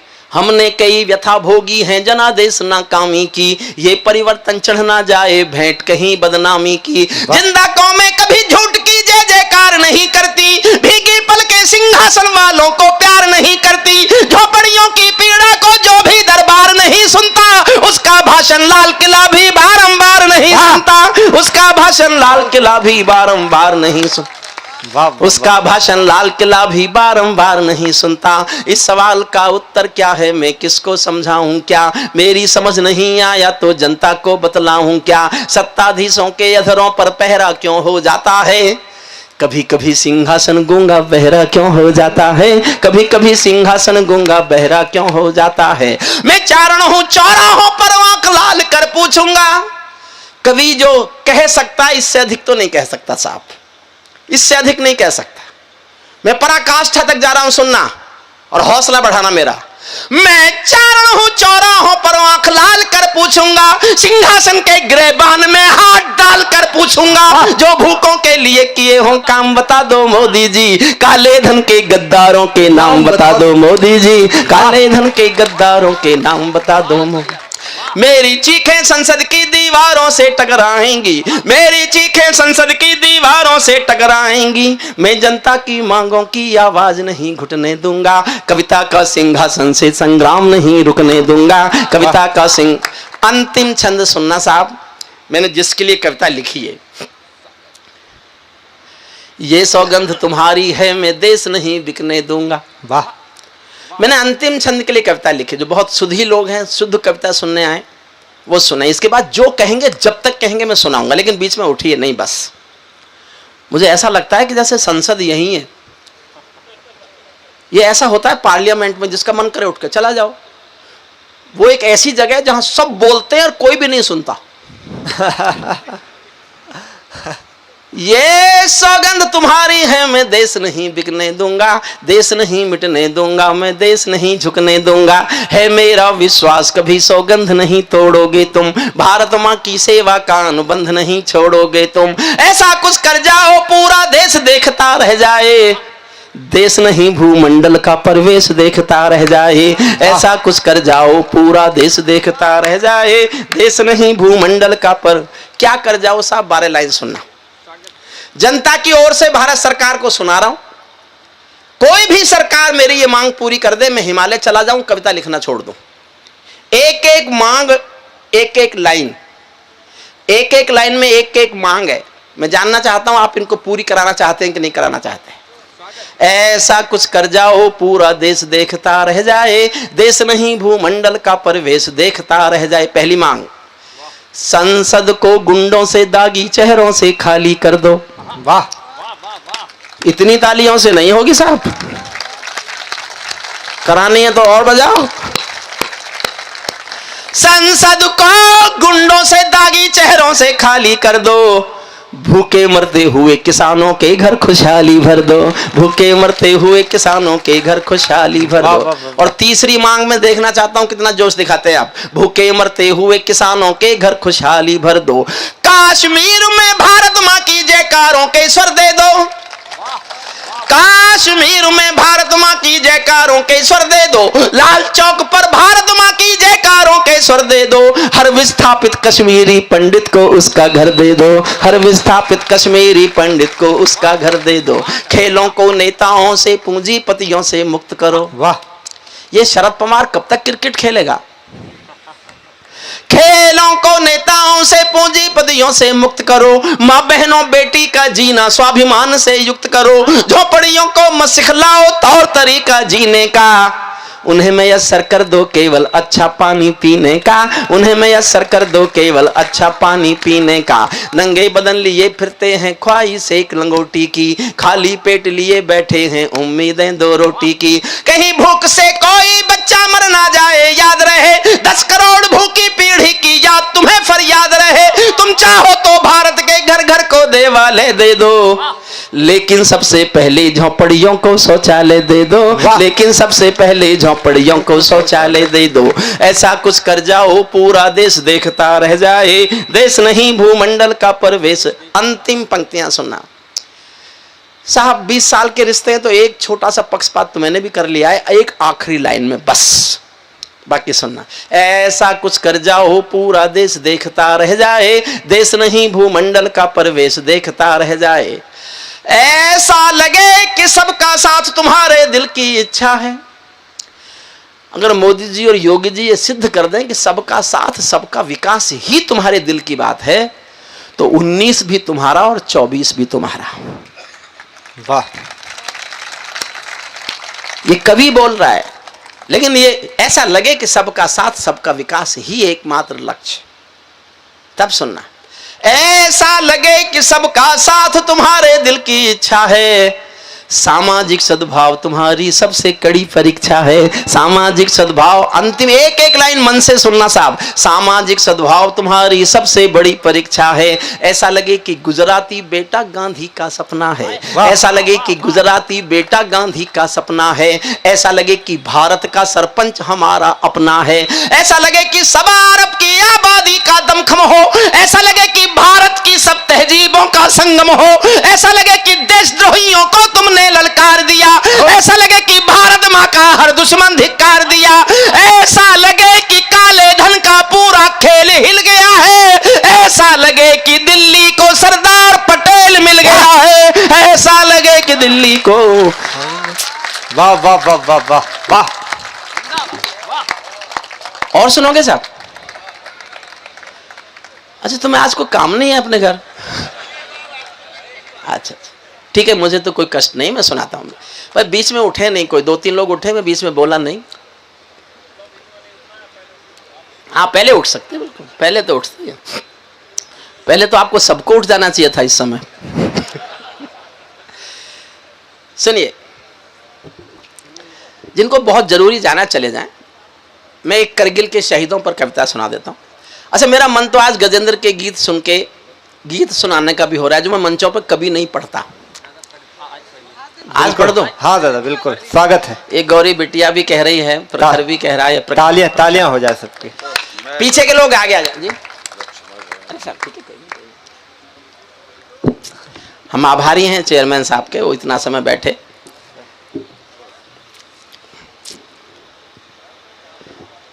आप लोग जाने के लिए उठे हैं कि वापस आने के लिए?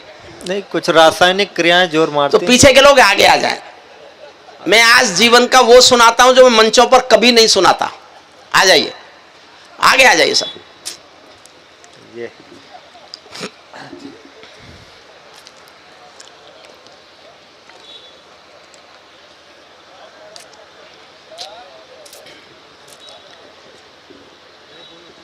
अब एक आध मुश्किल कविता भी सुना दूं, स्वागत। पढ़े लिखों जैसी।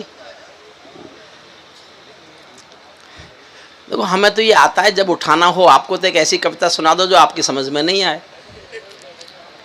अच्छा, मैं 2 मिनट मांगता हूं। गौरी बिटिया की इच्छा है, मतलब इच्छा तो मेरी थी, उसने समर्थन कर दिया तो मेरा भी मन कराया, पता नहीं क्यों। गजेंद्र ने बहुत स्वागत है। अच्छे। भाई आप गजेंद्र यहाँ आओ, आगे 2 कुर्सियां ले लो, खाली पड़ी हैं, और मेरे पास आ जाओ। प्रख्या तू भी आगे आ जा, यहाँ आ जाओ, आगे आ जाओ। 2 खाली कुर्सी दे दीजिए। 2 यहाँ मेरे साथ आगे बैठ जाओ, आगे बैठ जाओ तीनों। पता नहीं चलता ना पीछे तुम ताली बजा रहे हो कि नहीं बजा रहे। नहीं कोई नहीं यार, इन पे बैठ जाओ। राजकुमार जी को वहीं बैठा रहने दो, या एक कुर्सी राजकुमार जी को इधर दे दो। राजकुमार जी ठीक है। नहीं, हम चाहते थे सोफे को भी थोड़ा सांस मिल जाए।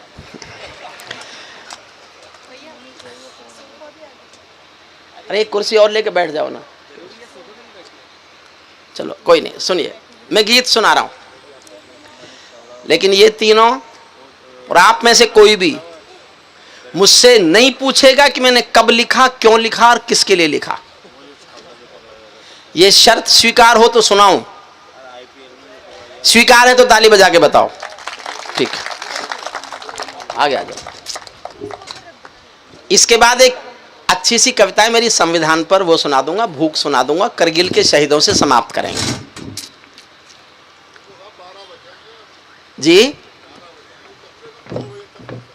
हाँ, सुनाए आज तक हिंदुस्तान में किसी को 3 घंटे गाते हुए? नहीं।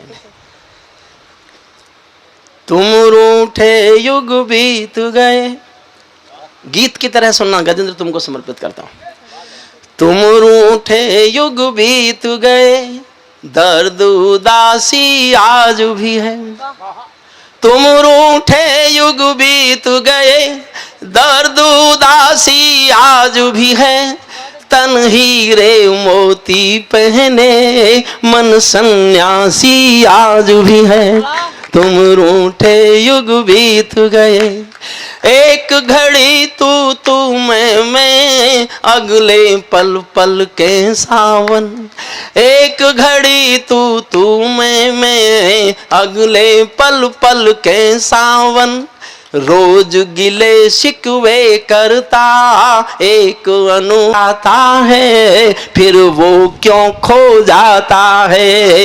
इसी खोज में गौतम सा, इसी खोज में गौतम सा मन बनवासी आज भी है। तन हीरे मोती पे, अंतिम लाइन सुनना, तन हीरे मोती पहने मन सन्यासी आज भी है।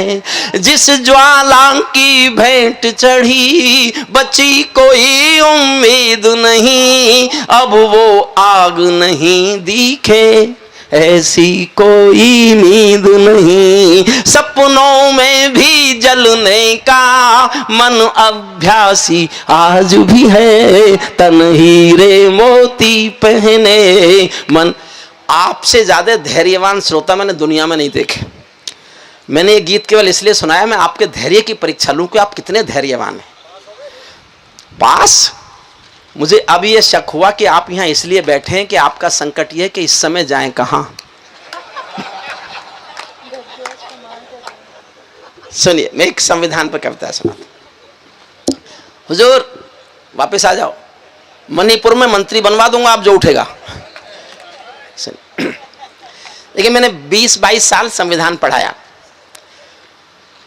मैंने इसलिए कविता लिखी, जब मैं संविधान पढ़ा के घर लौटता था तो मैं रोज ये सोचता था कि किताब में जो लिखा है वो तो देश में नहीं होता, और जो देश में हो रहा है वो इस किताब में कहीं नहीं लिखा। तुमने सुनी नहीं? तो मैं रोज दुखी होता था, पढ़ाता भी था वो जो किताब में लिखा है, पढ़ाई आता था लेकिन दुखी होता था। तो एक दिन सपने में संविधान आया और संविधान ने मुझसे कहा, बहुत दुखी है कवि बनकर, बहुत दुखी हूं, पढ़ा कुछ रहा हूं, हो कुछ रहा है। बोले तुमने कभी मेरे बारे में सोचा, मेरी पीड़ा के बारे में सोचा, मुझे हिंदुस्तान की सियासत ने कितने कांटे दिए, कभी इस बारे में सोचा? तो मेरी पूरी कविता भारत के संविधान का बयान है। मैं कहीं नहीं बोलता, समझने के लिए बस इतनी एक लाइन समझ लो कि ये भारत का संविधान बोल रहा है, अपने आंसू रो रहा है, अपनी चीख, अपना क्रंदन, अपना दर्द गा रहा है। ये बता रहा है कि मेरे साथ जो सियासत ने सलूक किया ये उसकी एक व्यथा कथा है। थोड़ी सी मुश्किल कविता है लेकिन ऐसा नहीं कि समझ में नहीं आए। सुनिएगा, मैं भारत का संविधान हूं, लाल किले से बोल रहा हूं। किसी ने कहा लाल किले से क्यों बोला? मैंने कहा संविधान में कोई बोलने ही नहीं दे रहा था। संसद में वॉकआउट चल रहा था तो मैं लाल किले की ओर फूट लिया, तो मैं वहां से बोल लिया। मौन मत बैठना, कोशिश करूंगा। मैंने बहुत सहज बनाने की कोशिश की है कविता। मैं गांव का आदमी हूं, किसान का बेटा हूं। कभी कभी मेरे गांव के लोग कहते हैं तो क्या गाता बकता फिरता है, और सच मानो मैं आज आपसे शेयर कर रहा हूं। मेरे चाचा जी ये कहते थे भाई तुझे पैसे मिलते होंगे थोड़े बहुत गाने बजाने के। मैंने कहा जी हाँ मिलते हैं। बोले ये काम अच्छा नहीं है, ये तो हमारे गांव में भी आते हैं गा के मांगने वाले वो मुझे आज तक वही समझते हैं और मैं भी खुद भी सचमुच वही समझता हूं, और इसके सिवा हूं भी क्या। सुनिए मन से कविता सुनिए। मैं भारत का संविधान हूं, लाल किले से बोल रहा हूं, मेरा अंतर मन घायल है, दिल की गांठें खोल रहा हूं। थोड़ा सा दिमाग लगाना पड़ेगा। मैं भारत का संविधान हूं, लाल किले से बोल रहा हूं, मेरा अंतर मन घायल है, दिल की गांठें खोल रहा हूं। मैं शक्ति का अमर गर्व हूं, आजादी का विजय पर्व हूं, पहले राष्ट्रपति का गुण हूं, बाबा भीमराव का मन हूं, मैं बलिदानों का चंदन हूं, कर्तव्यों का अभिनंदन हूं, लोकतंत्र का उद्बोधन हूं, अधिकारों का संबोधन हूं। मैं आचरणों का लेखा हूं, कानूनी लक्ष्मण रेखा हूं, कभी कभी मैं रामायण हूं, कभी कभी गीता होता हूं, कभी कभी मैं रामायण हूं, कभी कभी गीता होता हूं, रावण वध पर हंस लेता हूं, दुर्योधन हट पर रोता हूं। मैं भारत का संविधान हूं, लाल, इतनी तालियों से काम चल जाएगा। मैं भारत का संविधान हूं, लाल किले से बोल रहा हूं, मेरे वादे समता क्या था मुझमें और बनाया क्या। मेरे वादे समता के हैं, दीन दुखी से ममता के हैं, कोई भूखा नहीं रहेगा, कोई आंसू नहीं बहेगा। जहां दिल में तीर सा चुभे तालियां उठा देना, मैं मुझे गलतफहमी हो जाएगी कि मेरी बात समझी जा रही है। मेरे वादे समता के हैं, दीन दुखी से ममता के हैं, कोई भूखा नहीं रहेगा, कोई आंसू नहीं बहेगा। मेरा मन क्रंदन करता है जब कोई भूखा मरता है। मैं जब से आबाद हुआ हूं, अपनों से बर्बाद हुआ हूं, मैं ऊपर से हरा भरा हूं, मैं ऊपर से हरा भरा हूं। संसद में 100 बार मरा हूं, मैं भारत का संविधान हूं। लाल किले से बोल रहा हूं, मैं भारत का संविधान हूं। मैंने तो उपहार दिए हैं, मौलिक भी अधिकार दिए हैं, धर्म कर्म संसार दिया है, जीने का अधिकार दिया है, सबको भाषण की आजादी, कोई भी बन जाओ गांधी। यहां से कविता शुरू होती है। एक एक लाइन सुनना साहब। सबको भाषण की, 125 करोड़ लोगों से भारत का संविधान बात कर रहा है।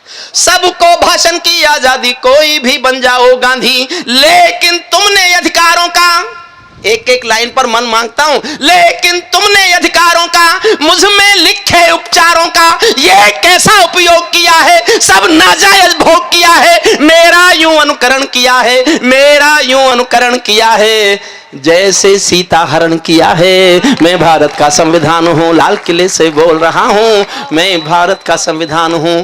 मैंने तो समता सौंपी थी, तुमने फर्क व्यवस्था कर दी। मैंने न्याय व्यवस्था दी थी, तुमने नर्क व्यवस्था कर दी। हर मंजिल थैली कर डाली, गंगा भी मैली कर डाली। शांति व्यवस्था हास्य हो गई, विस्फोटों का भाष्य हो गई। आज अहिंसा भी रोती है, गुंडों के घर में सोती है। न्याय व्यवस्था भी रोती है, गुंडों के घर में सोती है। पूरे कांप रहे आधों से, राजा डरता है प्यादों से। गांधी को गाली मिलती है, डाकू को ताली मिलती है। क्या आपराधिक चलन किया है, क्या आपराधिक चलन किया है, मेरा भी अपहरण किया है। मैं भारत का संविधान हूं, लाल किले से बोल रहा हूं, मैं भारत का। और संवेदनशील लाइन सुनना, समर्थन करना गजेंद्र आपको सौंपता हूं, प्रख्यात को सौंपता हूं। बहुत संवेदनशील पंक्तियां। क्या मेरा भी अपहरण किया है, क्या आपराधिक चलन किया है, मैं भारत का संविधान हूं, लाल किले से बोल रहा हूं। मैं चोटिल हूं, छत विक्षत हूं, इससे ज्यादा क्या रोएगा। मैं चोटिल हूं, छत विक्षत हूं, मैंने यूं आघात सहा है, जैसे घायल पड़ा जटायु हारा थका करहा रहा है। जैसे घायल पड़ा जटायु, ध्यान देना, जैसे घायल पड़ा जटायु हारा थका करहा रहा है। जिंदा हूं या मरा पड़ा हूं, जिंदा हूं या मरा पड़ा हूं, अपनी नब्ज टटोल रहा हूं। मैं भारत का संविधान हूं, लाल किले से बोल रहा हूं, मैं भारत का और गंभीर होना। मेरे बदकिस्मत लिखे हैं, मैंने काले दिन देखे हैं, मेरे भी जज्बात जले हैं जब दिल्ली गुजरात जले हैं। हिंसा गली गली देखी है मैंने, रेल जली देखी है, संसद पर हमला देखा है, अक्षरधाम जला देखा है। मैं दंगों में जला पड़ा हूँ, आरक्षण से छला पड़ा हूँ, मुझे निठारी नाम मिला है, खूनी नंदी ग्राम मिला है। माथे पर मजबूर लिखा है, सीने पर सिंगूर लिखा है, गर्दन पर जो दाग दिखा है, ये लश्कर का नाम लिखा है। मैं भारत का संविधान हूं, लाल किले से बोल रहा हूं, मैं भारत का संविधान हूं। मेरी आंख झुकी दिखती है, मेरी कमर झुकी दिखती है, मेरी आंख झुकी दिखती है, मेरी सांस रुकी दिखती है, मेरी कमर झुकी दिखती है। आंखें गंगा यमुना जल हैं, मेरे सब सूबे घायल हैं, माओवादी नक्सलवादी घायल कर डाली आजादी। पूरा भारत आग हुआ है, पूरा भारत आग हुआ है, जलियांवाला बाग हुआ है। मैं भारत का संविधान हूं, लाल किले से बोल रहा हूं, मैं भारत का एक लाइन पर कविता लिखी मैंने, एक लाइन मेरे दिमाग में आई थी बस, और मैं सोया नहीं था पूरी रात। एक लाइन आने पर तो मुझे कलाम साहब याद आए। कलाम साहब का एक वाक्य आपने सबने सुना है, वो अक्सर कहा करते थे, सपने वो बड़े नहीं होते जो सोते हुए आते हैं, सपने वो बड़े होते हैं जो सोने नहीं देते। मैं बड़े आदमी के साथ नाम जोड़ना चाहता था, एक लाइन मैंने जोड़ी। बड़े आदमी की लाइन और मेरी लाइन दोनों एक साथ सुनना। बड़े आदमी ने कहा, सपने वो बड़े नहीं होते जो सोते हुए आते हैं, सपने वो बड़े होते हैं जो सोने ही नहीं देते। और मैंने लिखा, अपने वो नहीं होते जो रोने पर आते हैं, अपने वो होते हैं जो रोने ही नहीं देते। मेरा गलत अर्थ करते हो एक लाइन पर, उसे एक लाइन को पकड़ लेना, मैं समझूंगा मैं दुनिया के सबसे अच्छे श्रोता आप। एक पंक्ति पर मेरी पूरी कविता की आत्मा टंगी हुई है। मेरा गलत अर्थ करते हो, सब गुणगान व्यर्थ करते हो, खूनी फाग मनाते तुम हो, मुझ पर दाग लगाते तुम हो, मुझ में खोट समझने वालों, मुझको वोट समझने वालों, पहरेदारों आंखें खोलो, दिल पर हाथ रखो फिर बोलो, जैसा हिंदुस्तान दिखा है, जैसा हिंदुस्तान दिखा है, ऐसा मुझ में कहां लिखा है। मैं भारत का संविधान हूं, लाल किले से बोल रहा हूं, मैं भारत का संविधान हूं, लाल किले से बोल रहा हूं, मैं भारत का संविधान हूं। वर्दी की पड़ताल देखकर, नाली में कंकाल देखकर मेरे दिल पर क्या बीती है, जिसमें संप्रभुता जीती है। जब खुद को जलते देखा है, ध्रुव तारा चलते देखा है, सत्ता हाथ बांध बैठी है चौखट, सत्ता हाथ बांध बैठी है, सत्ता हाथ बांध बैठी है, जनता बांध बांध बैठी है, चौखट पर आतंक खड़ा है, दिल में भय का डंक गड़ा है, कोई खिड़की नहीं खोलता, आंसू भी कुछ नहीं बोलता, सबके आगे प्रश्न खड़ा है, देश बड़ा या स्वार्थ बड़ा है, इस पर भी खामोश जहां है, तो फिर मेरा दोष कहां है। मैं भारत का संविधान हूं, लाल किले से बोल रहा हूं, संसद मेरा अपना दिल है, तुमने चकनाचूर कर दिया। क्या क्या नहीं हुआ संसद, वही तो बचाती संविधान को। संसद मेरा अपना दिल है, तुमने चकनाचूर कर दिया, राजघाट में सोया गांधी सपनों से भी दूर कर दिया। और एक शब्द आएगा बहुत दिन पहले, तो बहुत चर्चित था, वो आपको याद हो उसकी तो ताली बजा देना, भूल गए हो तो भूल गए। संसद मेरा अपना दिल है, तुमने चकनाचूर कर दिया, राजघाट में सोया गांधी सपनों से भी दूर कर दिया। राजनीति जो कर दे कम है, नैतिकता का किसको गम है, आरोपी हो गए उजाले, मर्यादा है राम हवाले, भाग्य वतन के फूट गए हैं, दिन में तारे टूट गए हैं, मेरे तन मन डाले छाले, मेरे तन मन डाले छाले, जब संसद में नोट उछाले। मैं भारत का संविधान हूँ, लाल किले से बोल रहा हूँ, मैं भारत का संविधान हूँ। मेरा सड़कों से संसद तक चीरहरण जैसा होता है। अगली पंक्ति बहुत मन से सुनना, मेरा संसद से सड़कों तक चीरहरण जैसा होता है। चक्र सुदर्शनधारी बोलो क्या कलयुग ऐसा होता है, चक्र सुदर्शनधारी बोलो क्या कलयुग ऐसा होता है। मुझे तवायफ के कोठे की एक झंकार बना डाला है, वोटों के बदले नोटों का एक दरबार बना डाला है। जिस पर गुंडे थूक रहे हैं, जिस पर गुंडे थूक रहे हैं, ये उत्तर भारत जो ये हवा कहां से आई, आंधी है तो जोर से क्यों नहीं आई। जिस पर गुंडे थूक रहे हैं, जिस पर गुंडे थूक रहे हैं, ऐसा ताज बना बैठा हूं, किसी ठाकरे का दिल्ली में मैं मोहताज बना बैठा हूं, किसी ठाकरे की धमकी का मैं मोहताज बना बैठा हूं। मेरे तन में अपमानों के भाले। अंतिम पंक्तियां सुनना, और जो शुद्ध कविता सुनना चाहते हैं फिर मैं गजेंद्र को सौंपता हूं, वो श्रेष्ठ गीतकार है, उसके शिल्प को मैंने ओज में शिल्प लाने की कोशिश की है। सुनना, मेरे तन में अपमानों के भाले ऐसे गड़े हुए हैं, जैसे सरसैया के ऊपर भीष्म पितामह पड़े हुए हैं, जैसे सरसैया के ऊपर भीष्म पितामह पड़े हुए हैं। मुझको धष्ट राष्ट्र के मन का गोरख धंधा बना दिया है, पट्टी बांधे माँ गंधारी जैसा अंधा बना दिया है, पट्टी बांधे माँ गंधारी जैसा अंधा बना दिया है, पट्टी बांधे माँ गंधारी जैसा अंधा बना दिया है। छोटे कद के अवतारों ने मुझको बौना समझ लिया है, अपनी अपनी खुदगर्जी के लिए खिलौना समझ लिया है। मैं लोहू में लथपथ होकर, अंतिम पंक्तियां, मैं लोहू में लथपथ होकर, मैं लोहू में लथपथ होकर जनपथ हर पथ डोल रहा हूं। शायद नया खून जागेगा, इसीलिए मैं खोल रहा हूं। मैं भारत का संविधान हूं, लाल किले से बोल रहा हूं। मैं कब जाओगे भाई घर आप लोग। अच्छा, एक और कविता सुनाता हूं, सुनिए। एक चंद्रशेखर आजाद पर कविता, कोई उठे नहीं साहब इसमें, आदरणीय सरदार जी बैठ, एक अच्छी कविता सुने, अगर जरूरी हो तो जाएं। जी क्या बोल रहे हैं? अच्छा, आप लोग कब से कहना मानने लगे? आप मत मानना साहब। मैं चंद्रशेखर आजाद पर एक कविता सुनाता हूं। देखो, मेरी नई कविता नहीं है, लेकिन आपके यहाँ पहली बार आया हूं इसलिए सुना रहा हूं। एक आदरणीय मायावती जी हमारे यहाँ मुख्यमंत्री हुई थी, अब नहीं, पहले आदरणीय नहीं, परम आदरणीय। राजकुमार जी ने शायद वो सुनी है, मैंने रुद्रपुर में भी सुनाई है। पीड़ा यह है कि वो पहली बार जब मुख्यमंत्री वो बनी थी तो वो अपने आप नहीं बनी थी, भारतीय जनता पार्टी के समर्थन से बनी थी। ये तब की घटना है। इटावा शहर में चंद्रशेखर आजाद के नाम पर एक महाविद्यालय था। आदरणीय मायावती जी ने मुख्यमंत्री होते हुए, भाजपा के समर्थन से मुख्यमंत्री होते हुए चंद्रशेखर आजाद के नाम का पत्थर उखड़वाया, किसी और के नाम का लगाया। एक पत्रकारों ने बहुत हिम्मत करके कह दिया कि देवी ये महाविद्यालय तो चंद्रशेखर आजाद के नाम पर है। तो गुस्से में घूम के बोली, कौन चंद्रशेखर आजाद? वो आतंकवादी। चंद्रशेखर आजाद को आतंकवादी कहा गया और हिंदुस्तान की राजनीति चुप रही।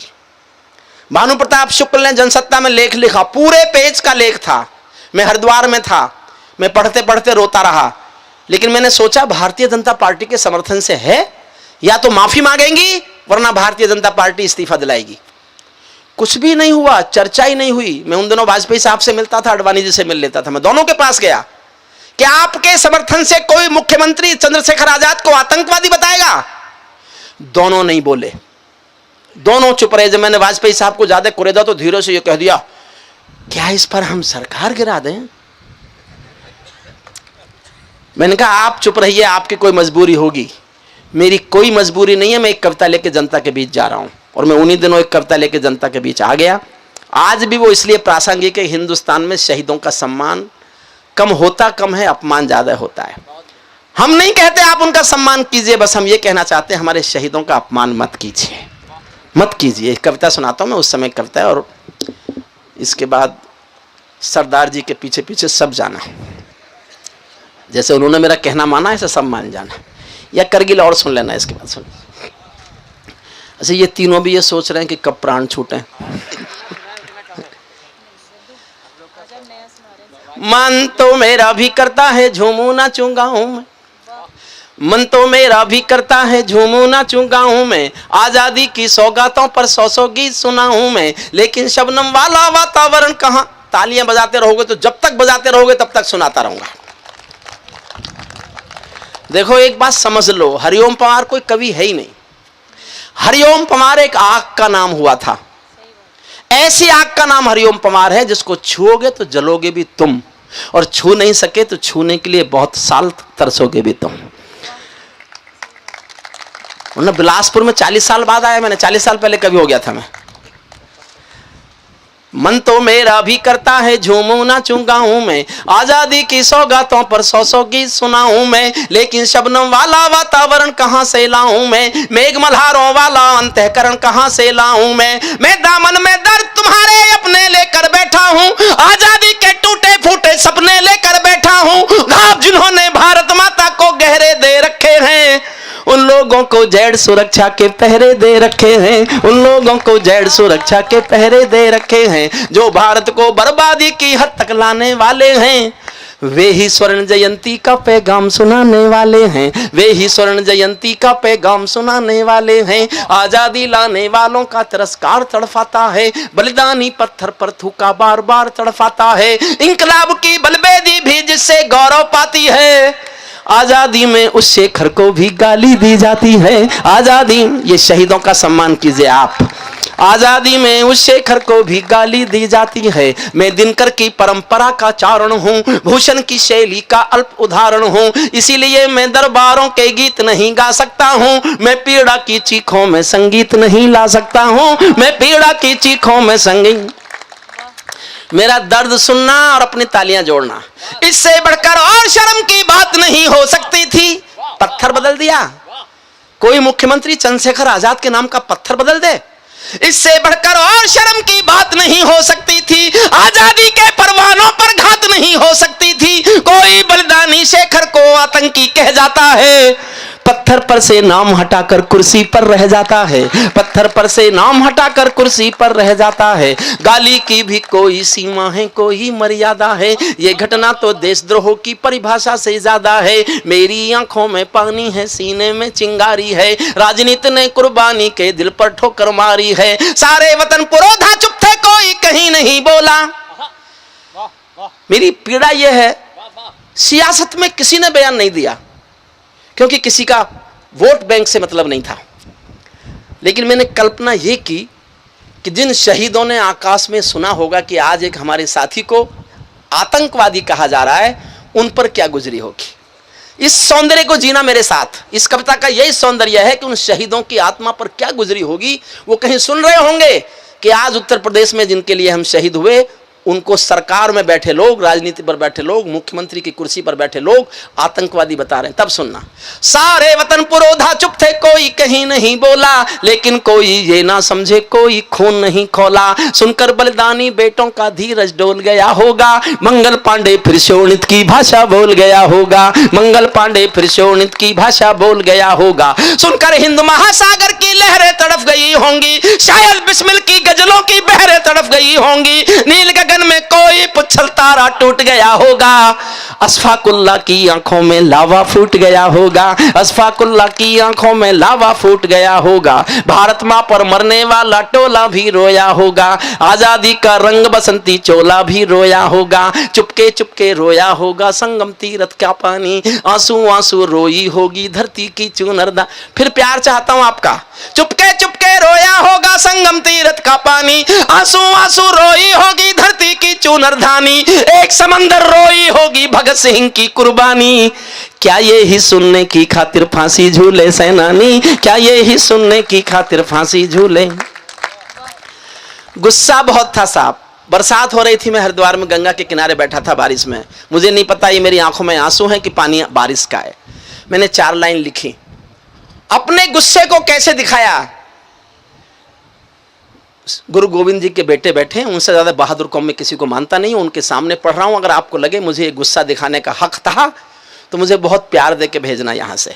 चुपके चुपके रोया होगा संगम तीरथ का पानी, आंसू आंसू रोई होगी भगत सिंह की कुर्बानी। एक समंदर रोई होगी भगत सिंह की कुर्बानी, क्या ये ही सुनने की खातिर फांसी झूले सेनानी। जहां मरे आजाद पार्क के पत्ते खड़क गए होंगे। अपने गुस्से पर बड़ी मोहर चाहता हूं आज बिलासपुर के लोगों की। जहां मरे आजाद पार्क के पत्ते खड़क गए होंगे, कहीं स्वर्ग में शेखर जी के बाजू फड़क गए होंगे। शायद पल दो पल को उनकी निंदिया भाग गई होगी, फिर पिस्तौल उठा लेने की इच्छा जाग गई होगी, फिर पिस्तौल उठा लेने की इच्छा। फिर पिस्तौल। बहुत बहुत आभारी हूं आपका, बहुत बहुत प्यार दिया आपने, जीवन में कभी नहीं भूलूंगा। फिर पिस्तौल उठा लेने की।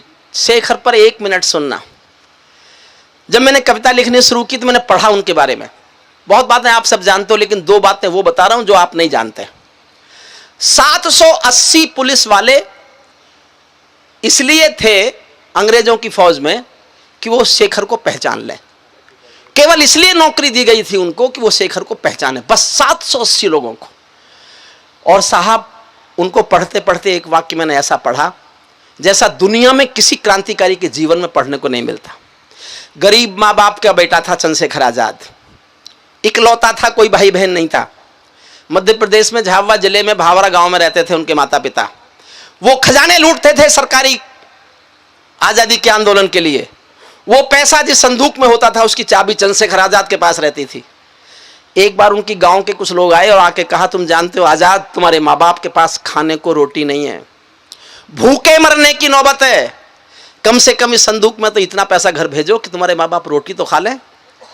तो चंद्रशेखर आजाद 2 वाक्य बोले, एक आंख में आंसू भरकर, एक आंख लाल करके। आंसू भरकर तो ये कहा, क्या माँ बाप सिर्फ मेरे हैं और क्रांतिकारियों के नहीं है। और दूसरा वाक्य आंख लाल करके कहा कि संदूक में से तो 1 पैसा नहीं दूंगा, लेकिन तुम गांव वालों मेरे माँ बाप को रोटी नहीं खिला सको तो आके खबर करना, मैं एक दिन गांव आऊंगा और अपने पिस्तौल की गोली की दोनों के सीने में 1-1 गोली उतार के चलाऊंगा। ये कहा चंद्रशेखर आजाद ने। उसको राजनीति आतंकवादी बताएगी। तब 1 मिनट सुनना आजाद पर, बस 1 मिनट। शेखर महायज्ञ का नायक गौरव भारत भूखा है, शेखर महायज्ञ का नायक गौरव भारत भूखा है, जिसका भारत की जनता से रिश्ता आज लहू का है, जिसके जीवन के दर्शन ने हिम्मत को परिभाषा दी, जिसकी पिस्टल की गोली ने इंकलाब को भाषा दी, जिसने धरा निकेतन वाली, जिसने धरा गुलामी वाली क्रांति निकेतन कर डाली, आजादी के हवन कुंड में अग्नि चेतन कर डाली, जिसकी छोटी सी आयु भी कई युगों से लंबी है, किसकी छोटी सी आयु भी कई युगों से लंबी है। आजादी का बेटा जिसके कारण त्याग लौकिक माता के आंगन में था, इकलौता बेटा होकर भी आजादी के रन में था, जिसको खूनी मेहंदी से भी देह रचाना आता था, आजादी का योद्धा केवल चले चबे ना खाता था। अब तो नेता पर्वत सड़कें शहरों को खा जाते हैं और पुलों के शिलान्यास में नहरों को खा जाते हैं। अब तो नेता पर्वत सड़कें शहरों। आजादी के कारण जो गोरों से बहुत लड़ी है जी, शेखर की पिस्तौल किसी तीरथ से बहुत बड़ी है जी, शेखर की पिस्तौल किसी तीरथ से। और मेरे छोटे भाई हैं राजकुमार, बहुत आदर देते हैं, भाजपा के एमएलए हैं। अगर मैंने एक छंद नहीं सुनाया तो वो समझेंगे कि प्रचंड बहुमत यूपी में आ गया, प्रचंड बहुमत दिल्ली में आ गया, इसलिए हरिओम पवार डर गया। और फिर मैं कह रहा हूं मैं कुछ भी हो सकता हूं, डरने वाला तो हो ही नहीं सकता। उसी समय लिखा मैंने, क्योंकि भाजपा के समर्थन से थी, वो अपने आप होती कुछ भी कर लेती। तब के बाद अब पहली बार अब समर्थन मिला है, पहली बार। उस तब के गए हुए भाजपाई अब आए। मैंने तभी लिखा, सुनना साहब, जो भारत माता, ये भी ईमानदारी से सुनना, जो भारत माता की जय के नारे गाने वाले हैं, जो भारत मां, मेरा पीड़ा उसी समय की पीड़ा ये, समर्थन से मुख्यमंत्री और वो कुछ भी कर रही है।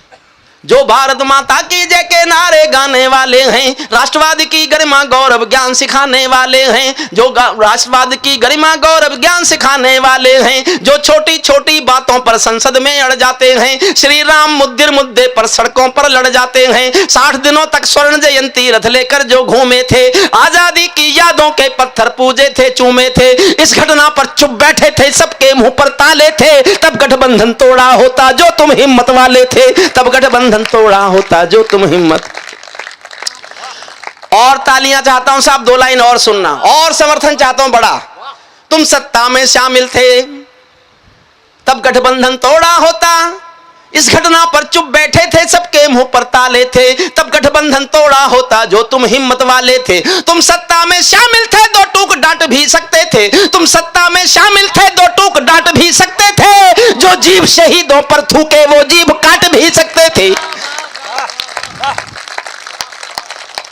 अंतिम छंद सुनिए साहब, जो सीने पर गोली खाने को आगे बढ़ जाते थे, जो सीने पर गोली खाने को आगे बढ़ जाते थे, भारत माता की जय कहकर फांसी पर चढ़ जाते थे, जिन बेटों ने आजादी के लिए जवानी दे डाली, आजादी के हवन कुंड के लिए कहानी दे डाली, दूर गगन के तारे उनके नाम दिखाई देते हैं, दूर गगन के तारे उनके नाम दिखाई देते हैं, उनके स्मारक भी चारों धाम दिखाई देते हैं, उनके स्मारक भी चारों धाम दिखाई देते हैं। वे देवों की लोकसभा के अंग बने बैठे होंगे, पूछते हैं लोग वो कहां और तुम कहां, तुम बासी अखबारों में और वो देवलोक में। वे देवों की लोकसभा के अंग बने बैठे होंगे, वे सतरंगी इंद्रधनुष के रंग बने बैठे होंगे, उन बेटों की याद भुलाने की नादानी करते हो, इंद्रधनुष के रंग चुराने की नादानी करते हो, इंद्रधनुष के रंग चुराने की नादानी करते हो, जिनके कारण ये भारत आजाद दिखाई देता है, अमर तिरंगा उन बेटों की याद दिखाई देता है, उनकी याद जुबां पर, उनका नाम जुबां पर लो तो पलकों को झपका लेना, उनकी यादों के पत्थर पर 2 आंसू टपका देना, जो धरती में मस्तक बोकर चले गए, दाग गुलामी वाला धोकर चले गए, मैं उनकी पूजा की खातिर जीवन भर गा सकता हूँ, मैं पीड़ा की चीखों में संगीत नहीं ला सकता हूं, मैं पीड़ा की चीखों में संगीत। एक छोटी कविता और सुनाता हूं करगिल पर, बहुत हो गया आदरणीय, बैठ जाओ बैठ जाओ बैठ जाओ, बैठ जाओ, बैठ जाओ। हाँ। शहीद पर एक छोटी सी कविता है मेरे पास। देखिए मैं अभी एक बीमारी से निकला हूं और अपने ड्राइवर को मैं रिश्वत दूंगा इस बात की, वो जाके ये ना बताए घर पे कि मैंने कितनी देर कविता पाठ किया। तो डॉक्टर तो मना ही करते हैं कि पढ़ो ही मत।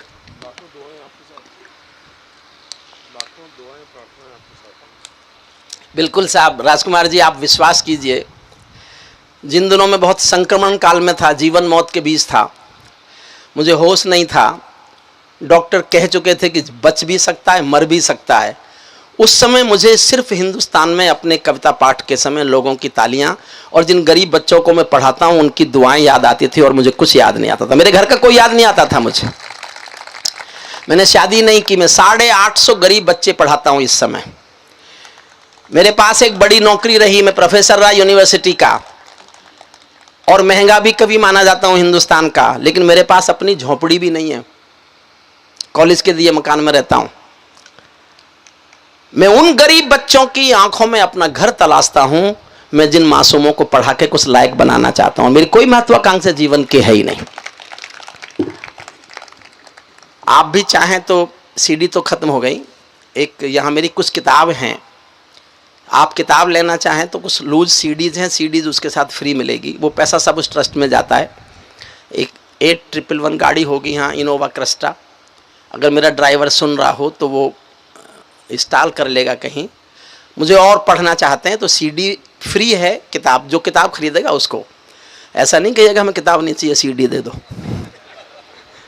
वो होता है ना ऐसा, कोई खाना खाने गया, बोले कैसे दिया है खाना, बोले दाल और 4 रोटी 8 रुपये में, बोले 4 रोटी 8 रुपये की और दाल, बोले दाल फ्री है, बोले तो दाल ही खानी है, फिर रोटी नहीं खानी। तो किताब जो लेंगे उनको सीडी मिल जाएगी। अगर अशोक मेरी आवाज़ सुन रहा हो, सो नहीं रहा हो, तो वो स्टार मुझसे पूछ रहा था, मैंने मना कर दिया था ये सोच के कि अब पढ़ता कौन है किताबें। सीडी तो लोग सुन लेते हैं, वीडियो सीडी है, लेकिन वो ख़त्म हो गई थी तो कुछ बच्ची हैं। अशोक सुन रहा है? अशोक अगर सुन रहा है तो कहीं इंस्टॉल कर लेना, जो लोग लेना चाहें, सीडी फ्री देना, किताब के पैसे ले लेना। सुनिए, मैं करगिल पर एक कविता आपको सुनाता हूँ। जिस कविता की भूख किधर से बात आई, वो कविता तो 1 घंटे की अकेली है। इतना स्ट्रेस मुझे मत डलवाइए। देखिए बहुत हो जाएगा, बहुत हो जाएगा। कितना टाइम हुआ है? 1:45 बज गए, मुझे पढ़ते हुए 1:45 घंटे हो गए। और अब हिंदुस्तान में मैं दावा करता हूँ, देश में कभी भी किसी भी कवि से आप 2 घंटे कविताएं नहीं सुन सकते, नहीं सुन सकते। मैं केवल कविता सुना रहा हूँ। बीच में अगर मुझे कुछ और बोलना हो तो, जैसे एक हेलीकॉप्टर में 4 लोग जा रहे थे, ये अब कभी सम्मेलन सुना था, और ये चुटकुला है, पता नहीं किसका है। सब सुनाते हैं हमारे मंचों पर। क्या होता है, कभी कोई चुटकुले वही। हेलीकॉप्टर में 4 लोग जा रहे थे, एक पायलट था, एक प्रोफेसर था, एक नेताजी थे, एक बच्चा था। अचानक पायलट ने सूचना दी कि हेलीकॉप्टर में खराबी आ गई, अगले 5 मिनट में इसमें आग लगेगी। हमारे पास पैराशूट 3 हैं, आदमी 4 हैं, जो देश के लिए जरूरी है, जल्दी कूद जाए। इतना सुनना था कि नेताजी कूद गए। उसके बाद प्रोफेसर कूद गया। अब एक पैराशूट बचा और लोग 2, पायलट और बच्चा। पायलट ने आंखों में आंसू भर के बच्चे से कहा, हमको तो देश पर मरना सिखाया जाता है बेटे, तुम देश का भविष्य हो, पैराशूट एक बचा है, तुम लेके कूद जाओ। बच्चा बोला, पायलट अंकल रोने की जरूरत नहीं है, पैराशूट 2 बचे हैं। पायलट ने पूछा, 2 कैसे बचे? बच्चा बोला, 2 ऐसे बचे कि नेताजी तो जल्दबाजी में मेरा बस्ता लेके कूद गए। क्या करेंगे आप? एक प्राइमरी स्कूल में इंस्पेक्टर आ गया। मैं सांस ले रहा हूं, 1.5 घंटा गाते हुए हो गया, थोड़ा सांस ले लूं। सांस लेनी है। जिसके सांस नहीं होती वो सांस ही लेता है। सरदार जी अब जा सकते हैं, मैं समझता हूँ। हाँ, कोई नहीं। आपने बहुत समय दिया, बहुत मन से सुना, हम आपके आभारी हैं। और सरदार जी के सम्मान में एक बार ये सदन जोरदार तालियां बजाए। आप स्कूल के बेटे हैं, जिस स्कूल पर हिंदुस्तान को नाज है, हिंदुस्तान गर्व करता है। इंस्पेक्टर आ गया स्कूल में, एक बच्चे को खड़ा कर लिया, उससे बोला, बताओ उत्तर प्रदेश का मुख्यमंत्री कौन है? बच्चा बोला, रामलाल। इंस्पेक्टर को गुस्सा आ गया, बोले, तुम्हारा स्कूल से नाम काटना पड़ेगा, तुमको इतना नहीं पता तुम्हारा मुख्यमंत्री कौन है? बोले, आप मेरा नाम काट ही नहीं सकते, मैं यहां का विद्यार्थी हूं ही नहीं, मैं तो गाय चराने आया था। पड़ोस में मास्टर जी ने कहा, बच्चे कम है, स्कूल में इंस्पेक्टर आ रहा है, तो क्लास में बैठ जा, 2 रुपए मिलेंगे। अब तुम ये बताओ, तुम दोगे कि मास्टर जी देंगे? इंस्पेक्टर को और गुस्सा आया, उसने टीचर को बुलाया, उसने कहा, ये क्या आपके बच्चे, ये क्या इतना भी नहीं जानते? टीचर बोला, साहब मुझे क्यों डांट रहे हो, मैं यहां टीचर हूं ही नहीं, टीचर मेरा भाई है, आज मुकदमा लड़ने चला गया, मुझसे कह गया था इंस्पेक्टर आ रहा है, बच्चों को घेर के बैठ जाना। इंस्पेक्टर गुस्से में प्रिंसिपल के कमरे में घुसा, प्रधान अध्यापक के कमरे में। उसने, क्या होता है आपके यहाँ, बच्चे नकली? टीचर नकली। उसने धीरे से 10,000 की गड्डी निकाली और ऊपर रख के बोला, जी असली मैं भी नहीं हूं, असली मेरा बेटा है, किराने की दुकान चलाता है, आज सामान लेने गया है, मुझसे कह गया था, लेकिन ये कह गया था कि इंस्पेक्टर साहब आएंगे, 10,000 रुपए दे देना, जहां जहां दस्तखत होने सब कर जाएंगे। इंस्पेक्टर ने नोट अपनी तरफ सरकाए और बोले, वो तो मैं हूं जो केवल 10,000 में मान रहा हूं, अगर असली इंस्पेक्टर आ जाता तो। अच्छा, इस चुटकुले को मैंने आगे बढ़ाया है। मास्टर जी बोले, इंस्पेक्टर साहब जहां के बच्चे नकली, जहां का टीचर नकली, जहां का प्रिंसिपल नकली, नोट देख लेना कैसे। हो सकता है ये भी ना। एक कविता सुन लीजिए अंत में और फिर हम विदा लेंगे। कोई आके धन्यवाद करेंगे अगर यहां परंपरा हो तो। जनता का, राजकुमार जी का बहुत बहुत आभार। वो आपके पड़ोस के एमएलए हैं, लेकिन उन्होंने जितना समय हमें दिया हमें बहुत अच्छा लगा। एक बार अपने इस जनप्रतिनिधि के लिए भी, जो बहुत लोकप्रिय ही होंगे, मुझे बताया गया कि इस बार सर्वाधिक वोटों से वो जीते।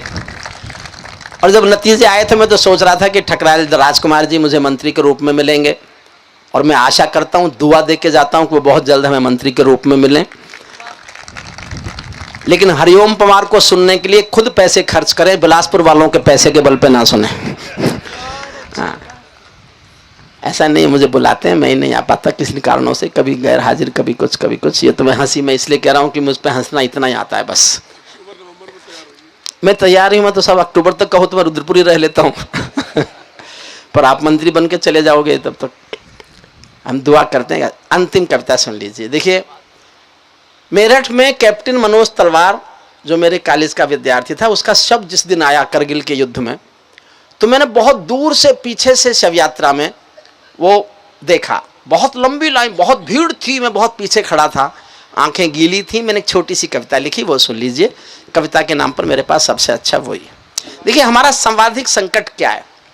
हमारी संवेदनाएं मरी, हम संवेदनहीन हो गए। इसका उदाहरण देता हूं मैं आपको। क्या है हमारे देश की संवेदनाओं का स्तर? एक साड़ी की दुकान में एक अमीर महिला लंबी सी कार में महंगी साड़ी पहने हुए आती है और दुकानदार को बुला के बोलती है, जल्दी से एक सस्ती सी साड़ी दिखा दो, मेरी नौकरानी की बेटी की शादी होने वाली है। यह सच्चाई है, अक्सर अमीर महिलाएं यही बोलती होंगी। लेकिन एक सच और यह भी है कि उसी दुकान में 10 मिनट बाद एक 80 साल की बुढ़िया फटी हुई धोती पहने हुए टूटी सी रिक्शा में बैठ के आई और दुकानदार से कहा कि मुझे इस दुकान की सबसे अच्छी साड़ी दिखा दो, मेरी मालकिन की बेटी की शादी होने वाली है। मरते संवेदनाओं के देश को संभालिए, बस मैं केवल ये कहना चाहता हूं। छोटा सा गीत है, मैं गीतकार नहीं हूं। गौरी गीतकार हैं, गजेंद्र गीतकार है, प्रख्यात का शिल्प गीतकार का है। तो मैं छोटी सी एक कविता आपको सुना देता हूं। कि कहाँ गया गजेंद्र? प्रत्यांशु आजा, गजेंद्र आजा आजा। मैं केशव का 5 जन्य भी गहन मौन में खोया हूं। मैं फिर कहता हूं मैं गीतकार नहीं हूं, लेकिन इस कविता में छोटा सा गीतकार बन गया हूं मैं बस। ये अंतिम कविता पढ़ रहा हूं, मुझे पढ़ते हुए 2 घंटे हो जाएंगे। ये रिकॉर्ड नहीं, मेरा 3 घंटे का रिकॉर्ड है, लेकिन मैं डॉक्टर को इतना धोखा नहीं देना चाहता। मैं 1 घंटा उसे बताऊंगा, 1 घंटे का झूठ बोलूंगा। अगर मैं स्वस्थ होता तो मैं बैठ के क्यों पढ़ता, और मैं स्वस्थ होता तो मैं 3 घंटे ही पढ़ता। मुझे आनंद आता है 3 घंटे पढ़ने में। मेरा गला अब खुला है ठीक से, इस कविता को मैं ठीक से पढ़ूंगा, सुनिए। मैं केशव का 5 जन्य भी गहन मौन में खोया हूँ, उन बेटों की याद कहानी लिखते लिखते रोया हूँ। उन बेटों की याद कहानी लिखते लिखते रोया हूँ, जिस माथे की कुमकुम बिंदी वापस लौट नहीं पाई, चुटकी झुमके पायल ले गई कुर्बानी की अमराई। कुछ बहनों की राखी जल गई है बर्फीली घाटी में, वेदी के गठबंधन मिल गए हैं करगिल की माटी में। पर्वत पर कितने सिंदूरी सपने दफन हुए होंगे, 20 बसंतों के मधुमासी जीवन हवन हुए होंगे। टूटी चूड़ी धुला महावर रूठा कंगन हाथों का, कोई मोल नहीं दे सकता बासंती जज्बातों का, कोई मोल नहीं दे सकता बासंती जज्बातों का। जो पहले पहले चुंबन के बाद लाम पर चला गया, एक पल का एहसास मेरे साथ जीना।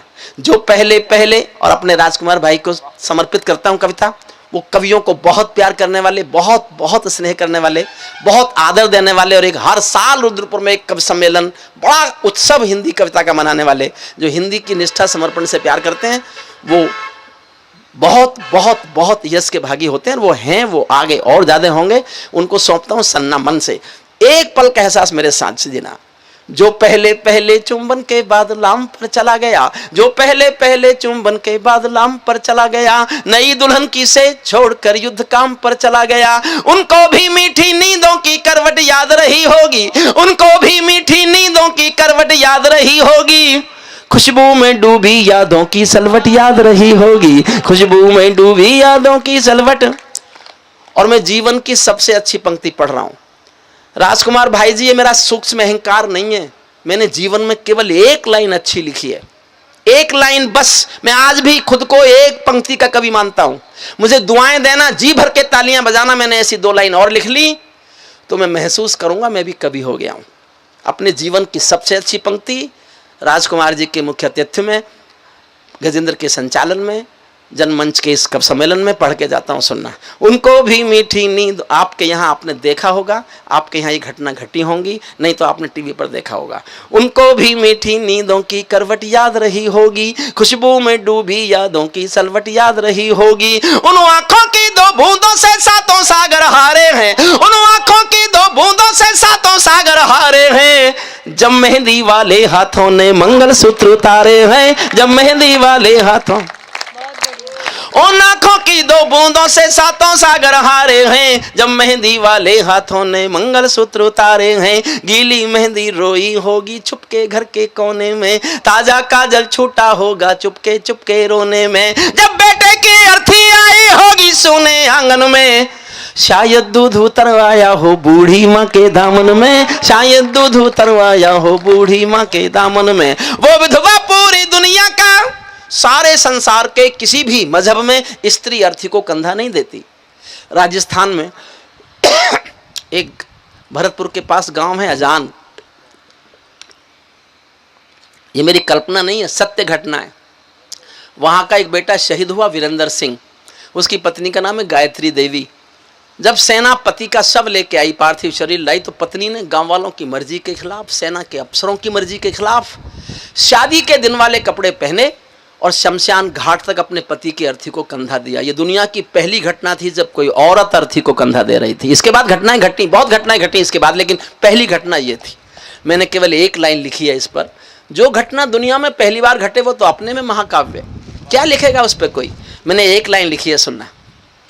जब बेटे की अर्थी आई होगी सोने आंगन में, शायद दूध उतरवाया हो बूढ़ी माँ के दामन में, वो विधवा पूरी दुनिया का बोझा सर ले सकती है, वो विधवा पूरी दुनिया का बोझा सर ले सकती है, जो अपने पति की अर्थी को भी कंधा दे सकती है, जो अपने पति की अर्थी को भी कंधा दे सकती है। मैं ऐसी हर देवी के चरणों में शीश झुकाता हूँ, इसीलिए मैं कविता को हथियार बना कर गाता हूँ, इसीलिए मैं कविता को हथियार बना कर गाता हूँ। जिन बेटों ने पर्वत काटे हैं अपने नाखूनों से, अंतिम केवल 6 पंक्ति, शौर्य पर, सेना के साहस पर, सेना की बहादुरी पर अंतिम 6 पंक्ति पढ़ता हूं और आप सबसे हाथ जोड़ के विदा लेता हूं। जिन बेटों ने पर्वत काटे हैं अपने नाखूनों से, उनकी कोई मांग नहीं है दिल्ली के कानूनों से, उनकी कोई मांग नहीं है दिल्ली के कानूनों से। जो सैनिक सीमा रेखा पर ध्रुव तारा बन जाता है, उस कुर्बानी के दीपक से सूरज भी शर्माता है। गरम दहानों पर तोपों के जो सीने अड़ जाते हैं, उनकी गाथा लिखने को अंबर छोटे पड़ जाते हैं। उनके लिए हिमालय कंधा देने को झुक जाता है, कुछ पल को सागर की लहरों का गर्जन रुक जाता है। उस सैनिक के शव का दर्शन तीर्थ जैसा होता है, चित्र शहीदों का मंदिर की मूरत जैसा होता है, चित्र शहीदों का मंदिर की मूरत जैसा होता है। सच्चा है अपना प्यार तो क्या इस जहां का डर, गुलबन के गुलिस्ता वफा में फिर खिलेंगे हम। अब बिछड़ रहे हैं कोई रंज मत करो, फिर बाहर आएंगी तो फिर मिलेंगे हम। सितारों को आंखों में महफूज रख लो, बड़ी दूर तक रात ही रात होगी। मुसाफिर हो तुम भी, मुसाफिर हैं हम भी, किसी मोड़ पर फिर मुलाकात होगी।